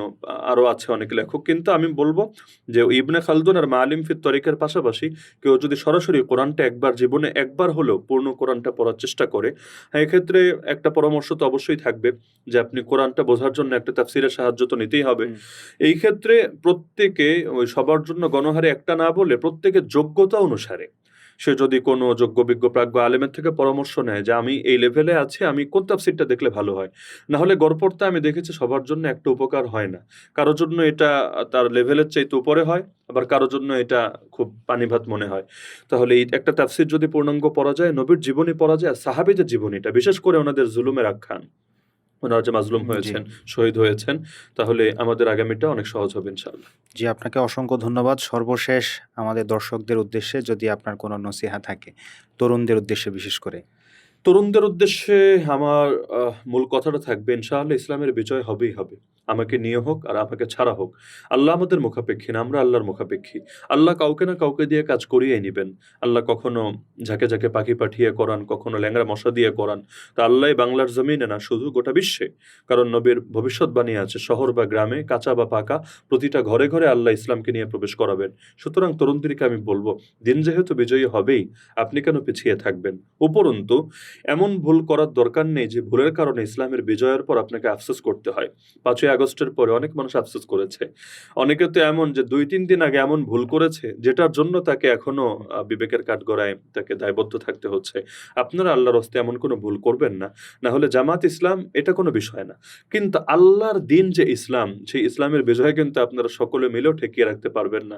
সুতরাং এমন যাতে না হয়, সংগঠনের বিরোধিতা করতে গিয়ে আপনি ইসলামী আন্দোলনের চেতনার বিরোধিতা করে বসলেন, যেটা আমরা দেখেছি ওই আব্দুল কাদের মোল্লা সাহেবের যাবজ্জীবনের রায়কে কেন্দ্র করে যে শাহবাগ তৈরি হলো, গণজাগরণ মঞ্চ, তারা জামাতের বিরোধিতা করতে গিয়ে ইসলামের বিরোধিতা করে বসেছিল এবং আব্দুল কাদের মোল্লা সাহেবের কুশপুত্তলিকা বানিয়ে টিটকারি মেরে বলল, তোরা আল্লাহরে ডাক, তোর নবীরে ডাক, দেখ আমাদের হাত থেকে তোদেরকে বাঁচাক।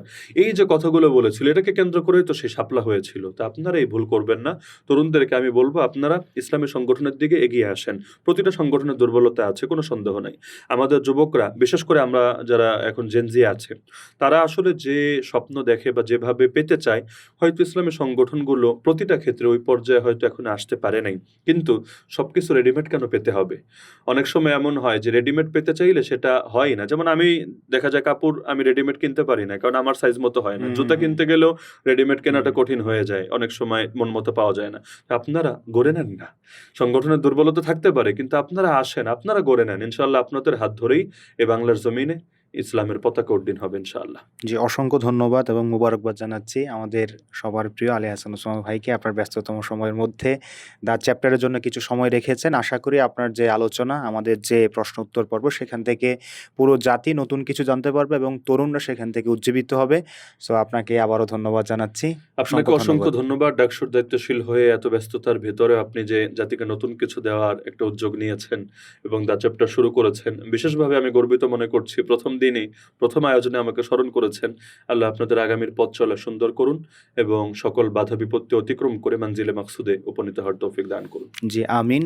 প্রিয় দর্শক, আপনারা এতক্ষণ ধরে আমাদের আলোচনা শুনছিলেন। আশা করি সামনের পর্ব আপনারা আমাদের সাথে থাকবেন। সবাইকে অসংখ্য ধন্যবাদ জানিয়ে আমাদের দ্য চ্যাপ্টারের ১ম পর্ব আজকেই শেষ করছি। আসসালামু আলাইকুম।